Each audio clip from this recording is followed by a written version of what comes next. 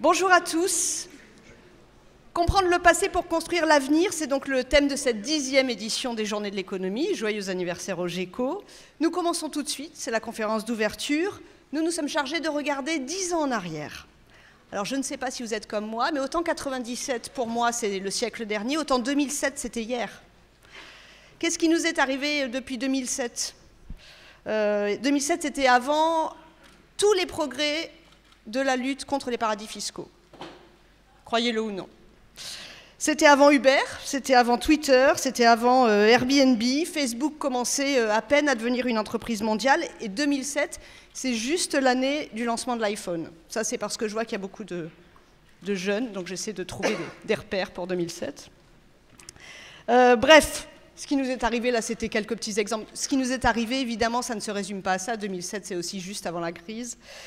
Je ne vais pas faire tous les filtres.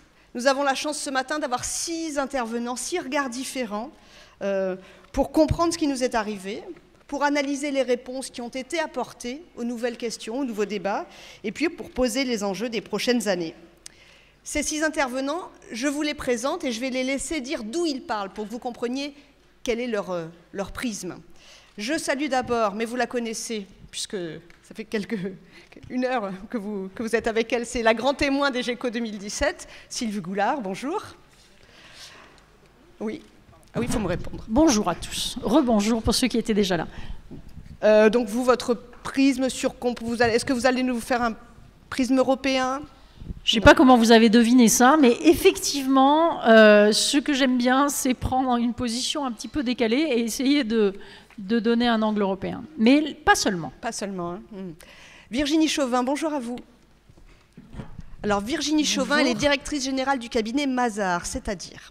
Bonjour, donc moi je vais vous donner le prisme de l'entreprise, donc d'un cabinet d'audit et de conseil, qui recrute beaucoup de jeunes diplômés. Merci. Emmanuel Fary, vous enseignez l'économie à Harvard. Bonjour. Bonjour, moi je vais vous parler du retour de la rente dans l'économie dans les 20 dernières années. Michel Yael, bonjour à vous. Bonjour. Vous êtes le commissaire général de France Stratégie. Il faut expliquer ce qu'est France Stratégie et peut-être rappeler aussi vos casquettes précédentes. Alors France Stratégie, c'est l'héritier un peu lointain du commissariat au plan. Donc nous travaillons beaucoup sur, comme son nom l'indique, les questions de stratégie, de prospective et d'évaluation des politiques publiques pour aller vite. Donc nous essayons modestement d'éclairer l'avenir, en tout cas du pays. Et donc j'ai succédé à Jean Pisani-Ferry qui est ici en début d'année 2017 et avant j'étais le conseiller social du président de la République. Ce qui donne un regard aussi particulier sur le monde du travail par exemple, les compétences. Par exemple. Jean Pisani-Ferry, prédécesseur, bonjour, prédécesseur de Michel Yael à France Stratégie. Vous êtes aujourd'hui professeur à Sciences Po et à la RT School of Governance à Berlin. C'est ça. Alors vous avez beaucoup de... votre prisme ce matin. Mon prisme ce matin, ce sera... je vais essayer de répondre aux questions comme économiste. Et quand même, pour ceux qui ne connaissent pas Jean Pisani-Ferry, là aussi... C'est un grand modeste. Il a coordonné le programme du candidat Macron et il a conçu le plan d'investissement. Donc c'est intéressant. C'est d'abord ce que je voulais dire, c'est-à-dire que je suis redevenu économiste. J'ai fait un peu de politique, je ne le regrette pas, mais... Et enfin, l'organisateur de cette conférence, c'est l'économiste Philippe Aghion. Bonjour Philippe, professeur au Collège de France. Votre chaire s'appelle... c'est une chaire sur l'innovation. Oui, c'est un nom à rallonge. Oui, donc on va retenir innovation. Et c'est Philippe Aghion qui a donc la tâche de cadrer le débat. Je lui donne la parole tout de suite. Merci beaucoup. Voilà, alors je crois que je dois tenir dans une main... Voilà. Alors je ne sais pas si je peux avoir accès à mes transparents. Voilà, mais c'est très gentil, s'il vous plaît. Ah là là. En général, ça marche jamais, mais c'est ce qui crée le truc, l'ambiance sympathique. Ah non, c'est super. Merci beaucoup. Merci. Ah oui, d'accord, je reviens en arrière. Alors, donc je voulais juste, comme ça, soulever quelques thèmes. De toute façon, ce n'est pas du tout exhaustif. Mais en fait, c'est vrai que les 10 dernières années ont connu un certain nombre d'événements économiques et qui ont fait ressurgir des vieux débats, en fait, mais d'une manière un peu différente. Et voilà quelques questions soulevées par les 10 dernières années. Je parlerai un peu de stagnation séculaire, le débat sur la stagnation séculaire, est-ce qu'on est condamné à la stagnation à long terme, la digitalisation et le débat sur les révolutions industrielles et leurs effets sur l'emploi, la politique macroéconomique, j'appelle ça Draghi, hein, c'est plus court, et le thème des inégalités, notamment des inégalités en haut de l'échelle. Alors comme j'ai pas beaucoup de temps, commençons là, voilà. Alors, stagnation séculaire, vous verrez, il y aura un débat, il y aura toute une session là-dessus cet après-midi, mais en gros, chaque fois qu'il y a une grosse crise, il y a des gens qui disent qu'il y aura stagnation à long terme. La même chose s'est passée après la crise de 29, il y a eu Alvin Hansen qui a fait émerger l'idée de stagnation séculaire, disant eh ben, le monde va stagner, et en fait, il n'en a rien été. Et ben, pareil, après 2008, Larry Summers et Gordon notamment, ont dit, ben voilà, on est condamné à la stagnation séculaire. Gordon, il vous dit, en fait, il y a eu des vagues technologiques. À gauche, en fait, ça monte très haut. Vous ne la voyez pas, la montagne, mais elle est très haut. C'était la vague de la machine à vapeur. C'était super. Ensuite, il vous explique que l'électricité, qui est la montagne du milieu, c'est un peu moins bien. Et l'éthique, les technologies de l'information et de la communication, c'est la petite colline là à droite, et qui est encore moins bien. Et lui, sa vision, c'est que eh ben, ça sera de moins en moins, on est condamné à la stagnation séculaire. Alors la question, c'est est-ce que c'est vrai? Est-ce qu'il n'y a pas un problème de mesure de la croissance? Et est-ce que c'est inéluctable qu'il y ait stagnation? Donc ça, c'est le premier débat. D'accord?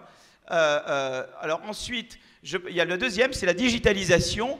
Et la digitalisation, pour la révolution numérique, eh bien, ça pose un peu les questions qu'ont posées des révolutions industrielles. Quand il y a eu la révolution de la machine à vapeur, il y a eu un mouvement qui s'appelait le ludisme.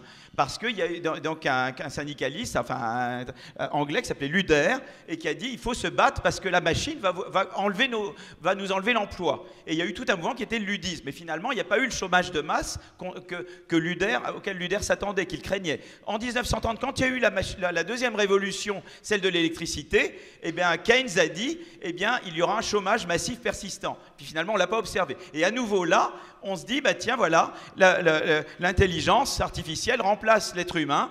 Et effectivement, il y a eu des travaux, notamment de mes collègues Acemoglu, Restrepo du MIT, qui ont montré que dans les eaux, que ça c'est en horizontal, c'est l'exposition de différents États américains ou de différentes régions américaines aux robots, et en vertical, c'est les changements de l'emploi. Et on voit qu'en fait, le chômage a augmenté d'autant plus dans les endroits exposés davantage aux robots. Donc l'effet de court terme, effectivement, c'est de détruire des emplois. Mais il y a peut-être des effets de long terme.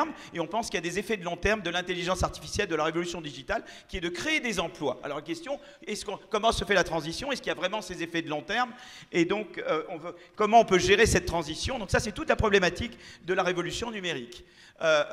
Alors, ensuite... alors, ça marche plus. Ah oui, c'est comme ça. Ah voilà. Ensuite, il y a Draghi. Ah voilà, Draghi. Alors Draghi, c'est vraiment la problématique de la politique monétaire active. C'est-à-dire que beaucoup de gens ont dit, mais c'est important, pour relancer la croissance, il faut des politiques macroéconomiques. Effectivement, l'Europe, il y avait très peu de résilience après la crise, et Jean notamment a très bien expliqué pourquoi certains choix de politique économique différents entre l'Europe et les États-Unis pouvaient en grande partie expliquer pourquoi l'Europe était moins résiliente que les États-Unis. Et arrive le miracle, et le miracle, c'est Draghi. Et Draghi, qu'est-ce qu'il fait? Il fait outright monetary transaction. Je ne sais pas traduire mais c'est opération... ça, c'est tellement plus beau. Opération monétaire sur titre. Qu'est-ce qu'il dit? Il dit, ben moi, non seulement je vais baisser les taux d'intérêt, mais la BCE s'engage à racheter de la dette publique. Et ça a eu des effets radicaux. Par exemple, vous voyez l'Espagne, vous voyez la courbe qui va regarder, c'est la rouge. Avant, eh bien, le chômage, je vais vous montrer la deuxième. Avant, la croissance était au-dessus de ce qu'on pensait. Au-dessous de ce qu'on pensait, et elle est devenue au-dessus de ce qu'on pensait. Vous voyez, la croissance, elle est, avant l'annonce, vous voyez, ça tombait dans les pays comme l'Espagne ou l'Italie, et dès qu'il annonce, tout d'un coup, la croissance repart. Donc la politique monétaire, ça sert. Mais ça pose quand même la question, est-ce que c'est vrai seulement pour l'Italie et l'Espagne? Est-ce que ça serait vrai partout? Est-ce qu'il y a des conditions sous lesquelles c'est plus vrai? Et quelle est l'interaction entre une politique de ce genre et des réformes structurelles? Donc il y a tout le débat. Est-ce qu'il ne faut pas mieux aussi faire faire des réformes structurelles. Et la doctrine Draghi, c'est de dire, quand vous avez beaucoup de concurrence, c'est à gauche, eh bien l'effet de la politique monétaire proactive, elle est très forte sur la croissance. Et quand vous avez peu de concurrence et beaucoup de barrières à l'entrée, eh bien l'effet de la politique monétaire, elle est moindre. Il y a donc tout un débat sur l'interaction entre politique macro et politique structurelle. Donc ça, on va peut-être parler de ça. Et alors je termine parce que je pense que j'ai été trop long déjà. Non, ça va. C'est bon, c'est encore, je suis dans les temps. J'ai toujours peur, moi.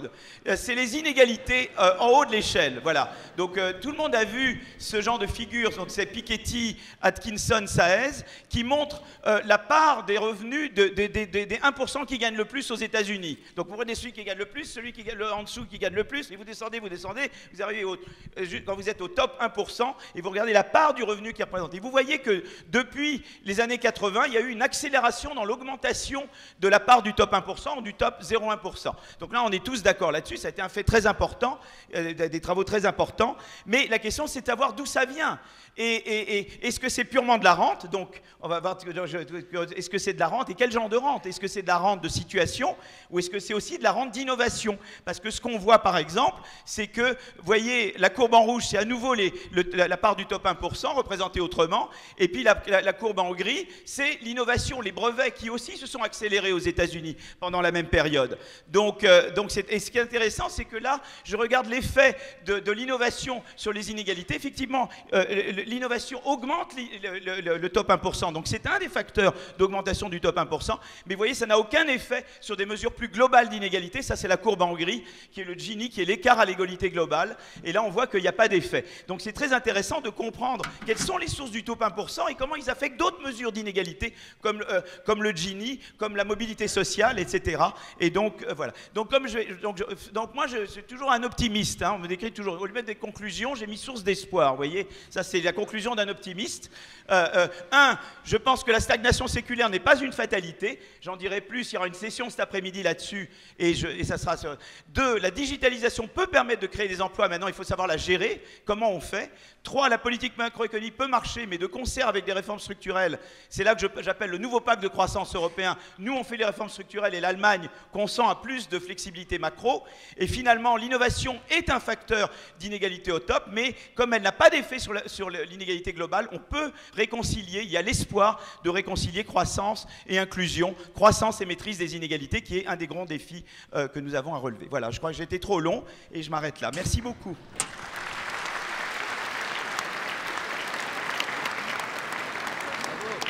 Voilà, beaucoup de choses dites en 7 minutes. Alors, je vais vous raconter comment ça va se passer. Je vais d'abord donner la parole aux intervenants qui également auront ces 7 minutes fatidiques. N'hésitez pas, vous avez déjà commencé à poser vos questions. Je les reçois sur la tablette. C'est par SMS. Le numéro ne s'affiche ou s'affiche... Voilà. Le numéro s'affiche là. Et puis donc dans la deuxième partie de cette session, la parole sera pour vos questions. Les intervenants pourront revenir plus en détail sur leurs interventions. Sylvie Goulard, c'est à vous que je tends le micro en tout premier. Oui, alors c'est difficile après Philippe. Hein. Mais vous pouvez être debout si vous voulez. Hein. Non, qui a mis une passion.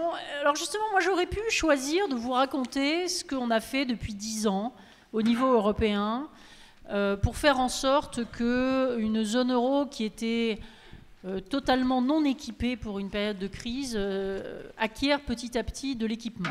Puis je me suis dit que ça allait être mortellement ennuyeux, que j'allais perdre tout le monde au bout de 2 minutes, donc je vais vous parler d'autre chose.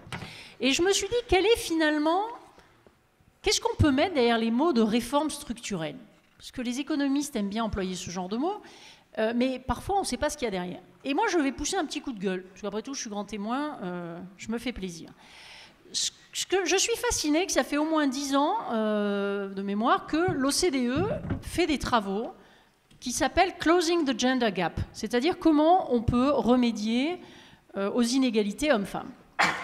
Et que si vous regardez ces 10 dernières années, alors peut-être que là maintenant on est sorti, peut-être que sur le plan cyclique ça va mieux, etc. Mais enfin, il n'y avait pas énormément de sources potentielles de croissance de la même ampleur que des réformes tendant à faire participer plus les femmes à la vie économique. Parce que quand vous étiez un gouvernement il y a quelques années et que vous regardiez votre boîte à outils, si on laisse de côté Super Mario, si on laisse de côté... Il n'y a pas énormément de potentiel de croissance de la même taille que ce que représenterait le fait de prendre au sérieux tout simplement des études qui existent, hein, qui sont disponibles. Et je crois que ça, c'est quand même une des grandes erreurs de nos sociétés. Et que dans les 10 dernières années, moi je veux insister sur une chose, c'est que le monde a considérablement changé. Alexandra a bien fait d'évoquer des innovations qui sont arrivées des États-Unis et qui sont dans nos poches et que nous utilisons tous les jours. Et j'ai un peu le sentiment que pendant ce temps-là, la plupart des autorités publiques font gentiment la sieste près du radiateur. Et que la même capacité d'innovation, on ne la retrouve absolument pas.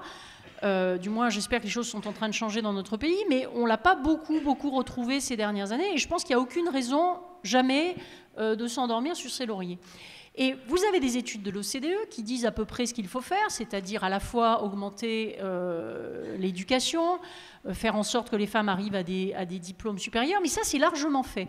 Ensuite, vous avez toutes les questions qu'on appelle en anglais l'empowerment, c'est-à-dire comment vous faites en sorte que des gens qui ont été formés arrivent au poste de responsabilité qui devrait être les leurs.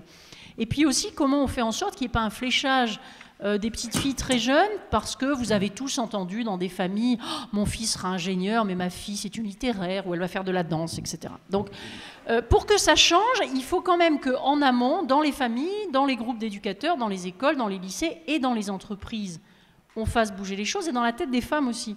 Et d'ailleurs, ce qui est assez fou, c'est que on voit maintenant, dans les différentes études qui ont été publiées, que les femmes sont dans l'ensemble plus formées, elles sont des cohortes plus importantes dans les facs d'économie, dans la finance, pas encore dans les sciences, mais qu'on ne les retrouve pas dans le travail rémunéré.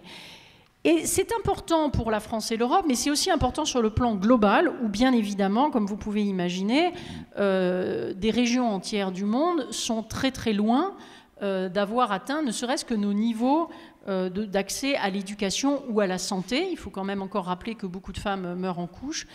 Et que, en tout cas, en termes économiques ou politiques, les progrès sont lents, et le fait d'être autorisé à conduire des voitures ne devrait quand même pas susciter des compliments extraordinaires.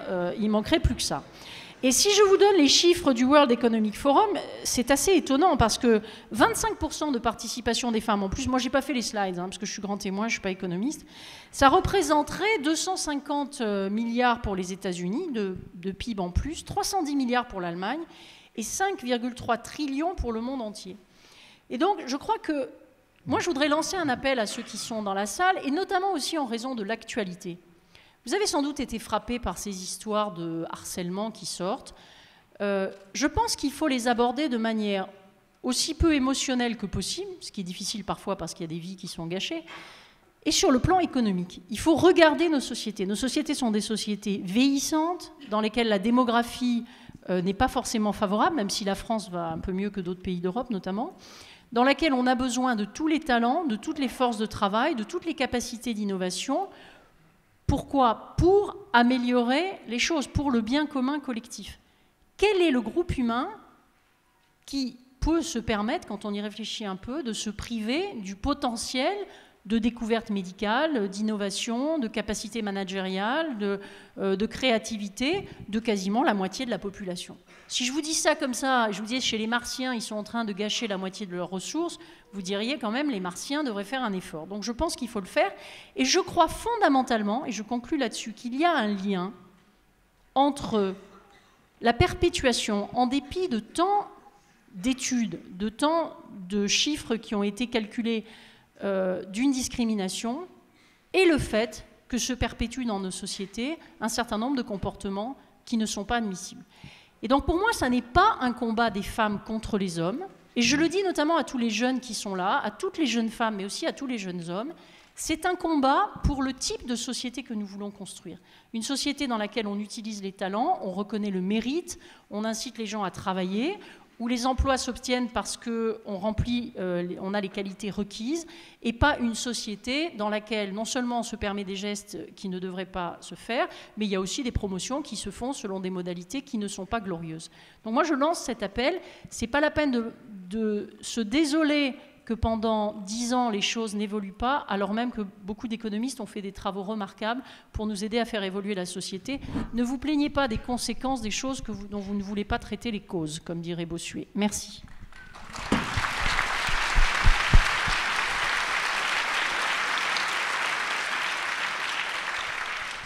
Jean Pisani-Ferry, c'est à vous. Merci. Je vais d'abord reprendre le point que faisait Sylvie Goulard, qui est très important. Et je vais citer 2 études qui vont tout à fait dans ce sens-là. L'une, c'est une étude sur les déterminants de la croissance américaine au cours des 50 dernières années. Il y a 50 ans, tous les médecins étaient des hommes blancs. Si on compte ce qu'a apporté à la croissance américaine le fait de donner davantage d'accès aux femmes et aux minorités aux différents emplois, c'est 1/4 de la croissance américaine des 50 dernières années. Donc c'est absolument considérable. Et deuxièmement, dans le cas français, France Stratégie a calculé, sous des hypothèses assez prudentes, quel serait l'apport d'une élimination des discriminations, ou d'une réduction, pas d'une élimination, d'une réduction des discriminations, d'accès à l'emploi. Et c'est 7 points de PIB, donc c'est là aussi considérable. Hein, et encore une fois, c'est des hypothèses prudentes. Bon, mais ce n'est pas de ça dont essentiellement je voulais parler. Je vais résister au fait de questionner l'optimisme de Philippe, ce sera peut-être pour tout à l'heure. Je voulais revenir sur, parce que pour moi, quand on parle de 10 ans, ça m'évoque quand même beaucoup la crise. Hein. Donc je voudrais revenir sur les éléments sur la crise et ce qu'on a appris. Alors d'abord, je crois que ce qu'on a appris, c'est que le coût des crises financières est absolument astronomique. Juste après, il y a quelqu'un de la Banque d'Angleterre, Andrew Haldane, qui avait dit la crise va nous coûter 1 an de revenu mondial. Et 1 an de revenu mondial, c'est déjà absolument énorme. Par exemple, c'est 5 siècles d'aide publique au développement. C'est 10 milliards de fois le coût de construction d'une classe dans un village en Afrique. Donc ça défie l'imagination. Et pourtant, quand on regarde aujourd'hui, c'est une sous-estimation probablement que ce coût. Donc c'est absolument énorme économiquement, c'est absolument énorme socialement, c'est aussi absolument énorme politiquement. Et je pense que c'est ce qu'on voit aujourd'hui, c'est à quel point le discrédit des dirigeants qui a produit cette crise financière produit des effets absolument ravageurs partout. C'est aussi vrai que cette crise a des effets géopolitiques extraordinaires. Et pour faire un peu faire image, je dirais, s'il n'y avait pas eu Lehman Brothers, peut-être qu'on ne serait pas en train de créer des chaires sur la pensée de Xi Jinping dans toutes les universités chinoises. Hein, le fait de dire la déconsidération du mode de gestion économique et politique des démocraties avancées et la montée de l'autoritarisme et du concept d'organisation illibérale, c'est très lié au discrédit qui a été apporté par la crise financière. Donc ça veut dire que le coût de l'assurance contre ce genre de crise, il faut être prêt à le payer. Et qu'il faut bien toujours se poser la question de savoir où sont les fragilités, quels sont les risques qu'on court de ce point de vue-là. Alors, qu'est-ce qu'on peut dire aussi sur la leçon des crises? C'est qu'au fond, on a eu besoin, pour y répondre, de connaître l'histoire, de connaître les théories hétérodoxes, d'avoir un débat très vif, c'est-à-dire ce n'est pas la réponse technocratique. Et ça, je pense que c'est très important aussi pour l'avenir. La réponse technocratique, la gestion technocratique, elle peut fonctionner pour gérer l'existant. Mais elle ne peut pas fonctionner pour gérer des événements comme ça qui tout à coup font que plus rien ne fonctionne comme à l'habitude.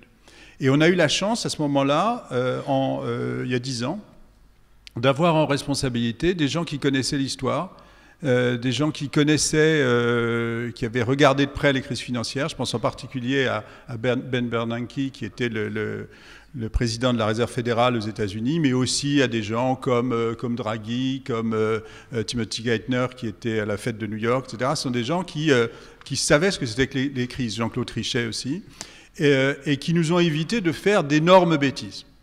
Ils ont répondu dans le cas de la crise globale, ils ont répondu vite et ils ont répondu avec intelligence à ces crises. Donc ils ont su qu'il fallait apporter de la liquidité aux banques, ils ont su qu'il fallait relancer en 2009, ils ont su un certain nombre qu'il fallait réfléchir aux extrêmes pour comprendre quels étaient les mécanismes en jeu et quelle était la réponse qu'il fallait apporter. Et ça, encore une fois, c'est pas dans les manuels technocratiques qu'on l'apprend, c'est en allant regarder l'histoire et en allant écouter les gens qui ont réfléchi de manière plus lointaine, plus distante par rapport à ces phénomènes. Alors, simplement, ce qui s'est passé, c'est que cette réponse, qui était très, très bonne sur le plan économique, elle a été catastrophique sur le plan politique. Et ça, je fais le lien avec ce que je disais tout à l'heure, c'est-à-dire que ce qui a été apparu aux macroéconomistes comme une réponse intelligente, c'est apparu à l'opinion comme on sauve les banques et qu'on ne se soucie que de sauver les banques. En fait, il s'agissait de sauver l'économie des banques, il s'agissait de sauver l'emploi des banques, mais on a eu donné l'impression qu'on a voulu avant tout sauver les banques. Et on a fait une grosse erreur, qui était qu'on n'a pas dit qui était coupable de cette crise financière, et on n'a pas puni les coupables.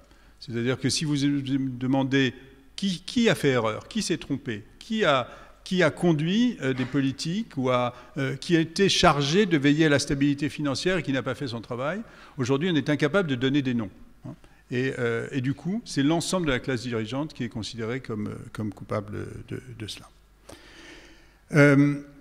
Les Européens, pour dire un mot là-dessus, ont été plus enfermés dans la logique technocratique que les Américains. Ils ont plus tardé à voir la réalité. Je me rappelle très bien quand Christine Lagarde, en 2011, nous a dit « vos banques sont en mauvais état », tous les dirigeants européens lui sont tombés sur le dos en lui disant « mais qu'est-ce que c'est que cette histoire? Nos banques sont en parfaite santé ». Et on a vu ensuite à quel point, dans un certain nombre de pays, les banques étaient effectivement en très mauvais état. Voilà. Pour terminer et regarder un peu plus vers l'avant, grand enjeu, me semble-t-il, et ça rejoint ce que disait Philippe, est-ce que de tout cela, à partir de tout cela, est-ce qu'on va être capable de recréer un consensus autour d'une croissance, mais d'une croissance qui devra être différente? Pourquoi est-ce qu'aujourd'hui, la plupart des gens qui sont, il y a un certain nombre de lycéens ici, la plupart des gens qui sont arrivés à la conscience économique, politique au cours des 10 dernières années pensent que la croissance, c'est une chose du passé, que la croissance, ça ne viendra plus.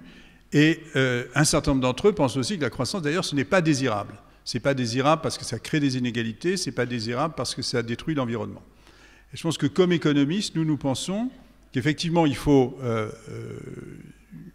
prendre en charge toute la nécessité d'une croissance qualitativement différente, mais que l'idée qu'on va résoudre les problèmes en se passant de la croissance ou en la mettant à l'écart et en la refusant, ce n'est pas une bonne idée. Ce n'est pas comme ça qu'on résoudra les problèmes qui touchent à l'environnement. Ce n'est pas comme ça qu'on traitera la question des inégalités. Ce n'est pas comme ça qu'on traitera la question de la division entre les endroits qui vont bien, comme Lyon, et les endroits qui vont mal, comme un certain nombre de villes moyennes en France qui sont en difficulté.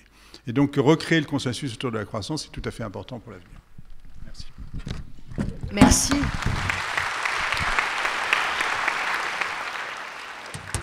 Je reçois bien vos questions. Il y a déjà eu une partie de la réponse aux questions sur la croissance séculaire. Jean Pisani-Ferry, vous faites écho à des interrogations dans la salle. Virginie Chauvin, du côté des entreprises que vous conseillez chaque jour, que s'est-il passé? Là, on est sur le terrain. Que s'est-il passé ces 10 dernières années et quel est votre regard sur les prochaines? Alors, pour vous situer, une entreprise d'audit et de conseil, c'est une entreprise où la moyenne d'âge est inférieure à 30 ans. Donc, les millennials, c'est vraiment une population qui nous parle énormément. C'est notre force de travail tous les jours. On embauche essentiellement, pour ne pas dire exclusivement, des étudiants à la sortie de leurs études, des jeunes diplômés qui viennent de terminer leurs études. Donc, c'est une première expérience dans le monde de l'entreprise et dans le monde du travail. Donc c'est très important et très marquant pour la suite.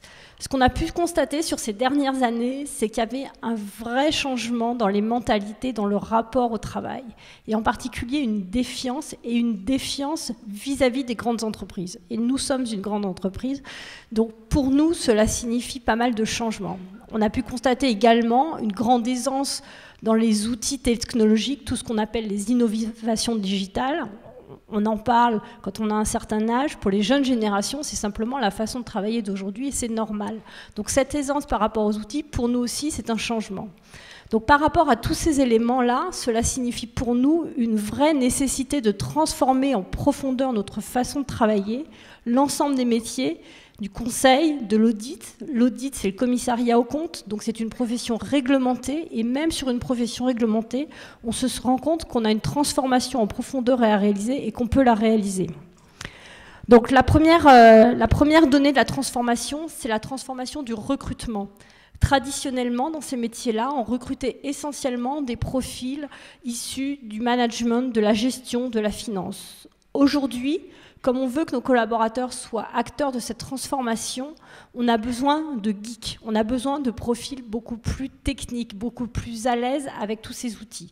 Et donc ça nécessite d'aller voir des universités, des écoles différentes par rapport à ce qu'on avait l'habitude de faire. Et aujourd'hui, par exemple, on recrute des élèves qui sortent de l'école 42, qui nous apportent quelque chose de différent et qui sont une vraie valeur ajoutée pour transformer nos métiers. La transformation de nos métiers, elle va aller vers plus d'automatisation de tout ce qu'on peut automatiser, grâce à tous ces outils, grâce à toutes ces technologies, et vers plus d'expertise pour apporter de la valeur ajoutée à nos clients, puisque nos clients attendent qu'on certifie leurs comptes, mais également qu'on leur apporte une valeur ajoutée lors de nos interventions. Donc on a besoin de plus d'experts, et des experts dans de nouvelles pratiques qu'on ignorait jusqu'à il n'y a pas si longtemps.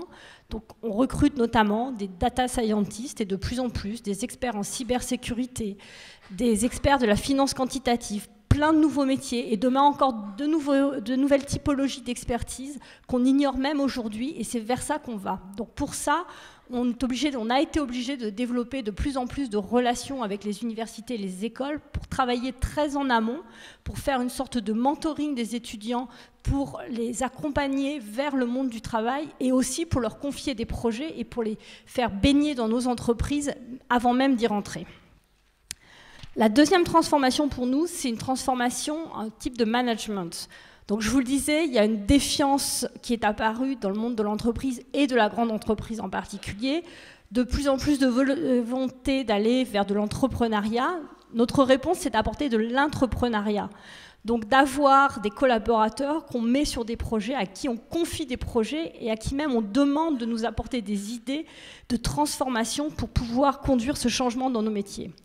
Notre objectif, puisqu'on recrute des profils désormais très différents, c'est d'optimiser l'intelligence collective et de favoriser cette forme d'intelligence collective. Donc ça se traduit très concrètement par la mise en place de labs, qui sont des lieux où tout le monde peut échanger et travailler sur des projets très concrets d'innovation, mais également par la participation à ce qu'on appelle des hackathons. Donc des hackathons, ce sont des lieux de vie et limités dans le temps, où on confronte à la fois des collaborateurs du cabinet, des clients, des startups, des personnes du monde de l'économie et de la finance, de manière à réfléchir sur le futur de nos métiers. On en sort des projets concrets et on s'engage ensuite à les mener pour leur donner une réalité et ensuite nous permettre d'apporter plus de services à nos clients. Donc ce sont des expériences très concrètes qu'on a été obligés de lancer pour pouvoir travailler sur cet entrepreneuriat. On demande de l'agilité à nos collaborateurs. Cela nécessite pour nous aussi d'être plus agiles dans les parcours. Le rapport au temps de ces générations est très différent et plus personne n'imagine faire la même carrière dans la même entreprise sur le même type de métier. Donc on propose des parcours pour passer d'un métier à l'autre, de l'audit vers le conseil, vers d'autres types de métiers, et aussi des parcours à l'international sur des durées plus ou moins longues. Enfin, la dernière conséquence de ces changements et de la transformation qu'on est en train d'opérer, c'est une quête de sens. Il y a une vraie quête de sens chez les millennials quand ils rejoignent des entreprises. La quête de sens pourrait être, quand on rejoint un cabinet de commissariat aux comptes, de certifier des comptes et de contribuer à la sécurité financière, à la transparence financière. Pour autant, ce n'est pas le cas des jeunes diplômés quand ils nous rejoignent. Ce n'est pas ce qu'ils cherchent. Ce qu'ils cherchent, c'est d'avoir une quête de sens plus quotidienne, plus pragmatique. Et pour ça, on propose un certain nombre de projets sur lesquels on peut les embarquer, notamment des congés solidaires pour que, lors de leur période de congé, ils puissent contribuer à des missions de type humanitaire. Mais également, tout au long de l'année, on contribue à des missions qu'on appelle des missions pro bono. Donc ce sont du mécénat de compétences. On a des collaborateurs qui sont très bien formés, qui ont fait de très belles études, qui chez nous apprennent une méthodologie, sont rompus aux méthodes de la finance, de la gestion de projet. Donc, on leur propose de prendre sur leur temps de travail pour se dédier à de l'assistance, à des startups, à des associations qui veulent mener des projets et qui manquent de ces compétences. Donc, ça peut être de l'accompagnement sur la mise en place de business plans, sur de la gestion de projet, sur de l'accompagnement vers du leadership, ce type d'éléments qui font que ça donne du sens à nos collaborateurs qui sont très friands d'aller vers ce type de projet. Et pour faire écho à ce que disait Sylvie Goulard tout à l'heure, on travaille aussi beaucoup sur les sujets de diversité homme-femme, de mixité, puisque là, on est comme beaucoup avec des progrès encore à faire sur ce sujet-là, même si on recrute, et on a toujours recruté 50% d'hommes et 50% de femmes, mais on a de la perte au fil du temps. Donc on travaille sur ces sujets, et notamment sur les sujets d'équilibre de vie, puisque la vie professionnelle est un élément de la vie en général, et donc nos collaborateurs s'attendent à avoir un équilibre global qui les satisfasse. Et en particulier sur ce sujet de diversité, il y a une vraie attente, et on y travaille le plus possible. Donc, en conclusion, ce que je dirais, c'est que, au-delà de notre rôle sur l'économie et la finance en général, de par notre mission de commissaire aux comptes et les missions de conseil qu'on peut réaliser, on a pris très à cœur les échos qu'on a eus justement de ce rapport au travail des nouvelles générations, et on considère aujourd'hui qu'on veut avoir un rôle d'accompagnement de ces collaborateurs qu'on a tout de suite à la sortie de leurs études, qui ne vont pas rester chez nous en grande majorité. C'est la vie d'un cabinet, il y a des turnovers élevés et c'est construit sur ces modèles-là, mais c'est de les accompagner, de leur donner confiance dans le monde du travail, dans l'économie, pour qu'ils rejoignent d'autres entreprises bien formées et surtout épanouies de travailler et de contribuer au développement économique.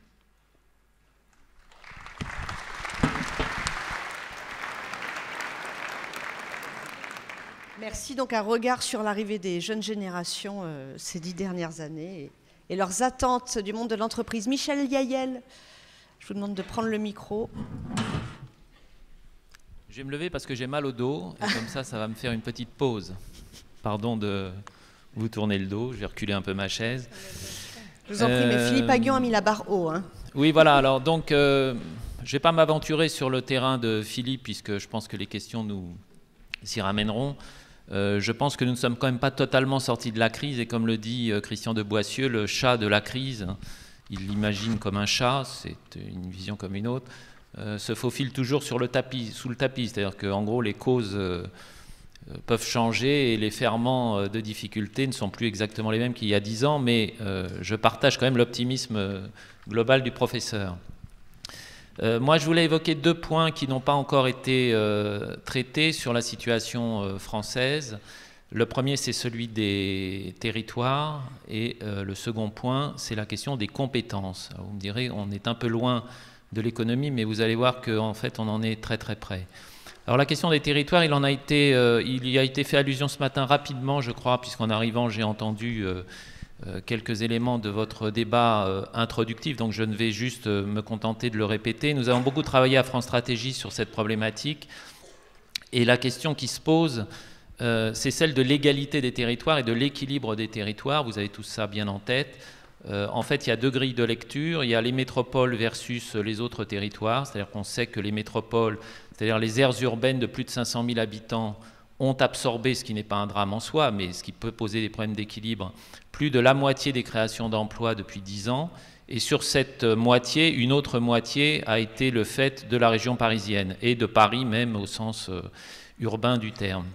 Donc les métropoles absorbent la richesse, toute la question étant de savoir si cette richesse est redistribuée, si elle ruisselle ou si elle ne ruisselle pas.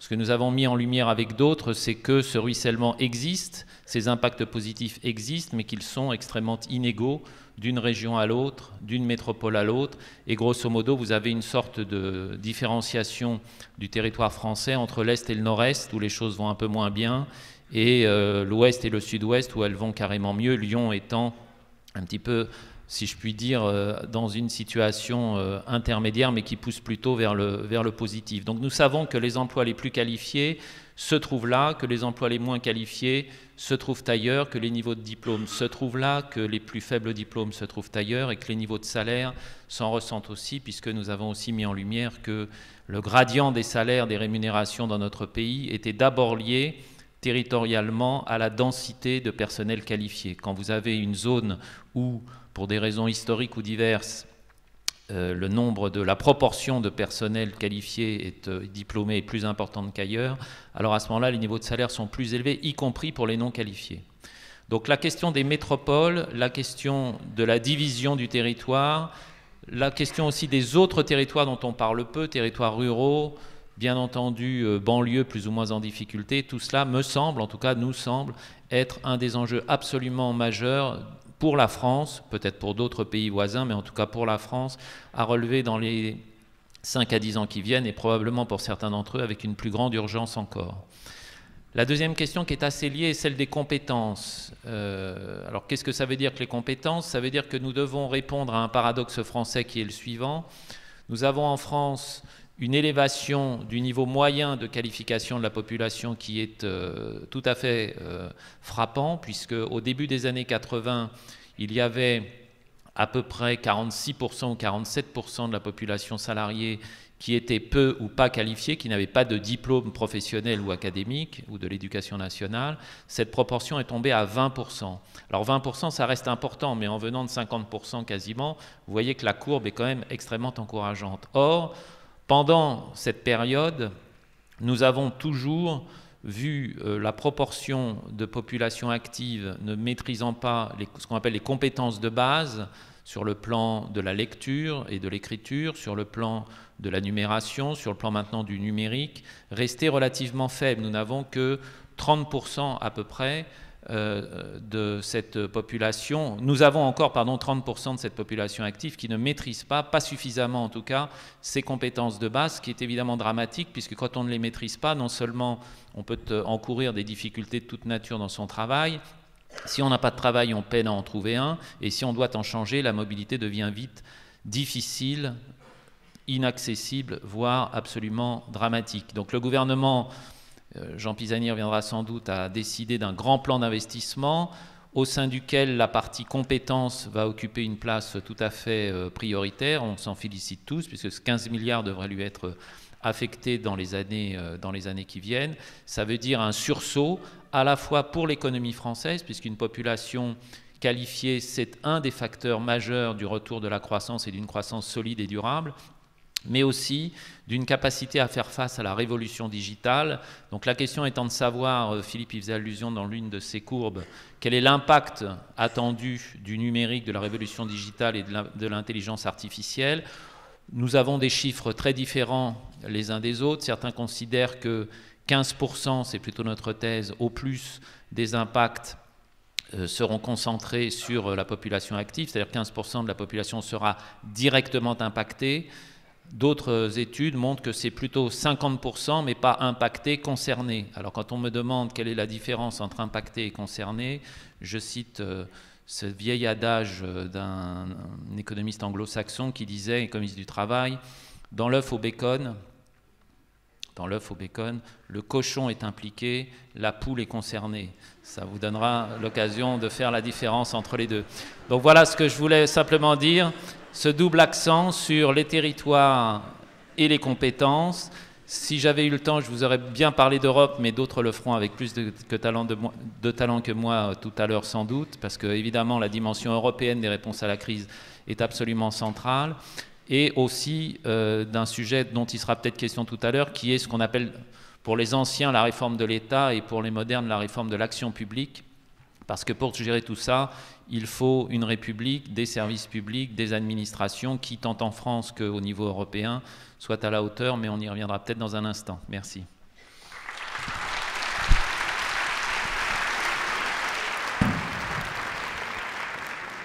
Emmanuel Fary, je ne sais pas si vous avez un aussi bon dicton que celui de la poule, du bacon et de l'œuf, mais... C'est imbattable, je n'ai même pas essayé. C'est imbattable. Moi, je vais essayer centrer mon intervention sur une tendance longue qui a pris corps au cours des 20 dernières années et qui, si elle se confirme, aura des implications très importantes sur la transformation des économies capitalistes à l'avenir. Et cette tendance longue qu'on observe aux États-Unis et en Europe, plus pour l'instant aux États-Unis qu'en Europe, c'est le retour de la rente économique. Alors au sens défini par l'économiste anglais Ricardo, c'est-à-dire la compensation d'un facteur économique au-delà du retour normal sur la valeur des ressources mises en œuvre pour sa constitution.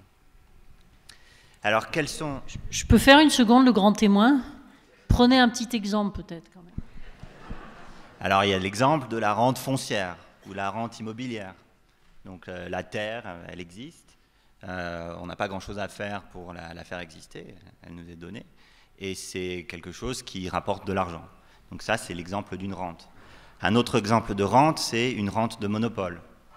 Et là encore, c'est parce qu'on bénéficie d'une situation dominante ou privilégiée qu'on est capable de générer des retours au-delà du retour normal des ressources qu'on peut mettre en œuvre.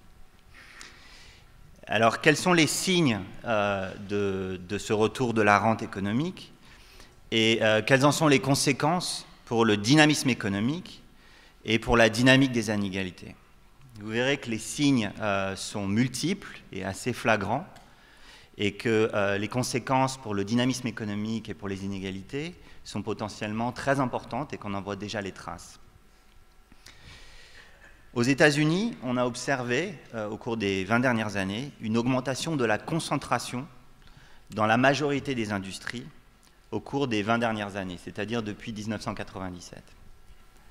Donc de manière anecdotique, je n'ai pas besoin de vous convaincre que dans le secteur des technologies, par exemple, on a une concentration très très importante avec l'apparition des nouveaux géants du web, ce qu'on appelle les GAFAM, donc c'est Google, Apple, Facebook, Amazon et Microsoft. C'est donc un secteur où on a des entreprises, quelques entreprises très très très importantes qui se taillent une très grosse part du marché. C'est un secteur très concentré. Mais au-delà de l'anecdote et de cet exemple, c'est un phénomène qui se traduit dans les chiffres de manière plus générale dans l'économie.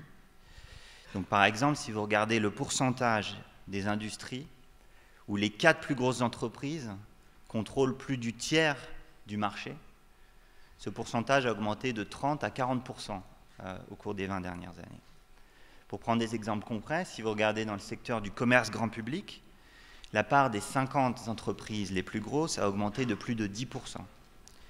Dans le secteur de la finance, si vous regardez la part des 10 banques les plus grosses, dans les prêts aux particuliers et aux entreprises, ça a augmenté de 30% à 50%.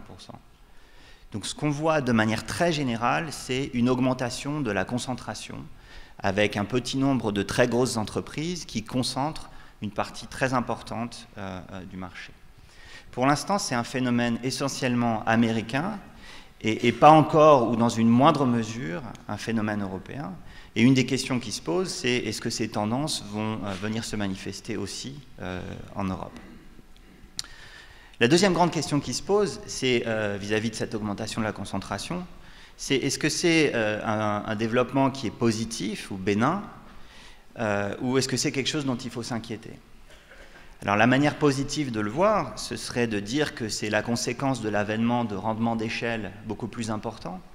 Donc quand vous êtes un Facebook par exemple, une plateforme, il y a des effets de réseau qui sont très importants et qui fait que vous pouvez opérer de manière très efficace à une très grande échelle. Et ça peut être associé à une compétition accrue, cette concentration. Ou alors au contraire, est-ce que c'est quelque chose dont il faut s'inquiéter parce que c'est la manifestation de nouvelles barrières à l'entrée, d'une concentration monopolistique et des rentes qui leur sont associées. Alors je vais vous donner rapidement 7 raisons qui indiquent qu'il pourrait s'agir de la seconde hypothèse, et donc pour contrer un petit peu l'optimisme de Philippe, de dire qu'on pourrait s'en inquiéter. Donc les 2 premières grandes raisons, elles sont liées au partage de la valeur ajoutée. Alors c'est quelque chose dont on a beaucoup parlé, même dans la presse grand public. on a vu au cours des 20 dernières années, dans toutes les économies développées, une augmentation de la part du capital dans la valeur ajoutée et mécaniquement une diminution de la part du travail dans la valeur ajoutée. Aux États-Unis, par exemple, cette diminution s'est faite de 65% de la valeur ajoutée pour le travail il y a 20 ans à 58% aujourd'hui, donc une diminution de 7%.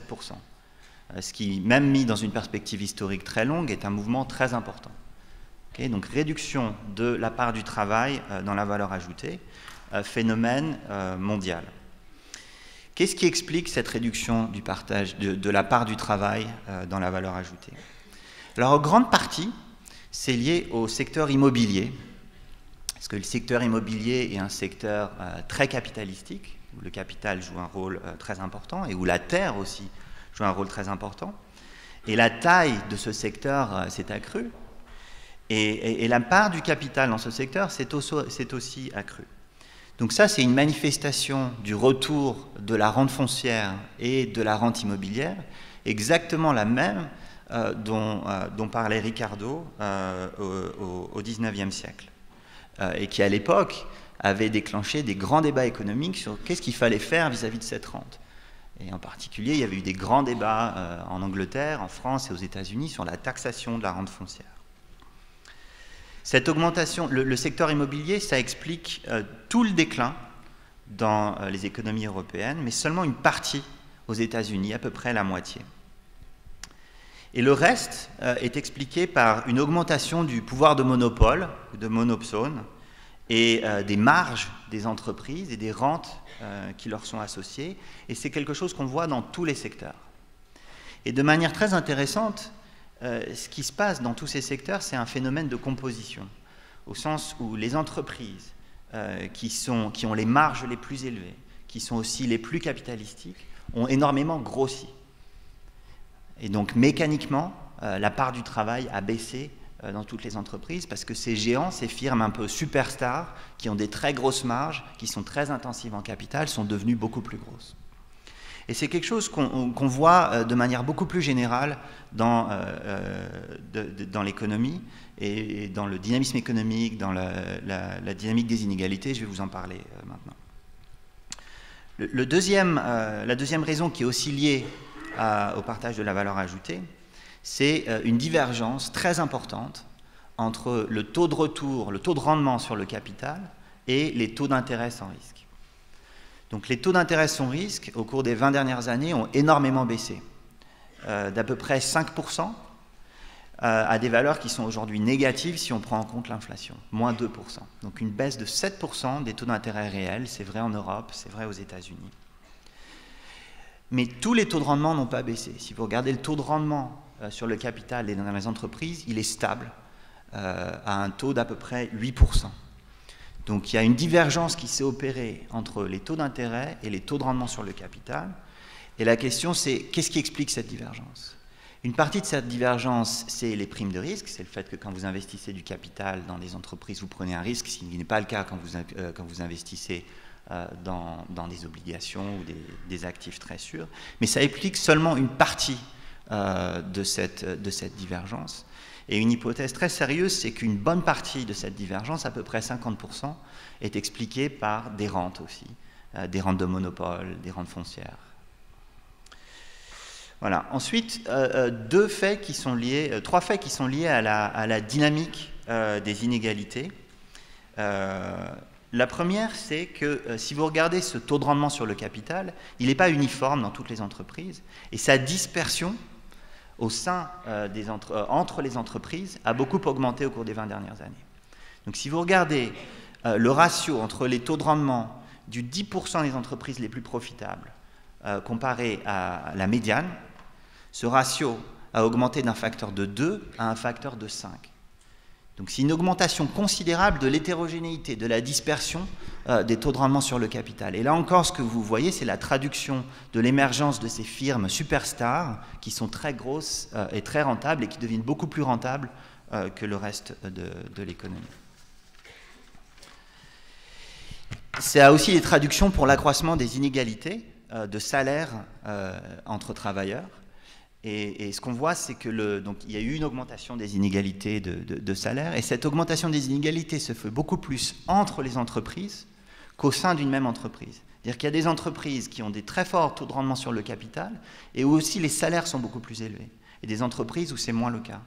Et ces inégalités, c'est celles-là qui ont augmenté, c'est celles-là qui donnent lieu à des augmentations des inégalités de revenus, et pas les augmentations des inégalités au sein d'une même entreprise. Et là encore, c'est quelque chose qui suggère l'émergence de ces firmes un petit peu superstars et un partage de la rente dans ces firmes superstars entre le capital et le travail. Attention. J'accélère un petit peu. Oui. Encore une minute. D'accord. Et donc 3 signes de cette augmentation de la concentration et des rentes qui sont liés à la diminution du dynamisme économique. La première, c'est la faiblesse de l'investissement. Alors l'investissement est faible dans les économies actuelles de manière générale, mais il est même faible quand vous le comparez à des indicateurs de profitabilité des entreprises. Donc les entreprises sont très profitables et elles n'investissent pas. Et la question, c'est pourquoi. Et une des explications possibles, c'est que c'est une logique de préservation des rentes de monopole. Parallèlement, ce qu'on a vu, c'est au cours des 20 dernières années, c'est un ralentissement très prononcé du processus de création destructrice. Donc le pourcentage des emplois qui résident dans les entreprises qui ont moins de 5 ans a décliné au cours des 20 dernières années de 20% à 10%. Donc beaucoup plus d'emplois dans les entreprises anciennes et plus grosses. Le taux d'entrée des nouvelles entreprises a énormément décliné aussi, de 14% à 8%. Il y a une rigidification du marché du travail. Les taux de création d'emplois a décliné de 20% à 14%. Le taux de destruction d'emplois a aussi diminué de 16% à 12%. Il y a une réduction de la mobilité géographique, de la mobilité professionnelle. Et donc un phénomène de concentration et de friction qui donne lieu à des rentes qui sont partagées dans les entreprises en fonction du rapport entre le pouvoir de monopsone des entreprises et le pouvoir de monopole de leurs employés. Donc ce phénomène, pour conclure, ça pose des grandes questions. Est-ce que c'est l'émergence de rentes de monopole ou est-ce que c'est des contreparties d'investissement qui génèrent de l'innovation et potentiellement de la croissance? Quel est le déclin? Quelle est la contribution de cette augmentation des rentes au déclin de la croissance de la productivité? Et c'est une relation complexe entre le niveau de compétition et la croissance. Donc c'est la rencontre entre Ricardo et Schumpeter. Qu'est-ce qu'il faut faire de ces grandes plateformes de la nouvelle économie qui ont des effets de réseau très importants, des échelles énormes et qui ont un peu des caractéristiques de monopole naturel? Est-ce qu'il faut réformer le système de propriété intellectuelle? Est-ce qu'il faut réformer la manière dont on pratique la politique de la concurrence?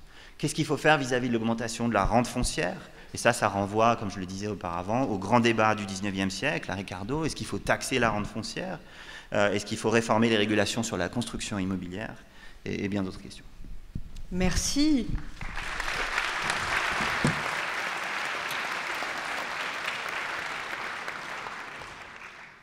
Je vois que notre grand témoin est en pleine réflexion. Est-ce que je vous donne la parole? Est-ce que vous voulez rebondir avant que je passe aux questions On va passer aux questions. Alors écoutez, j'ai 4... merci pour vos questions extrêmement nombreuses.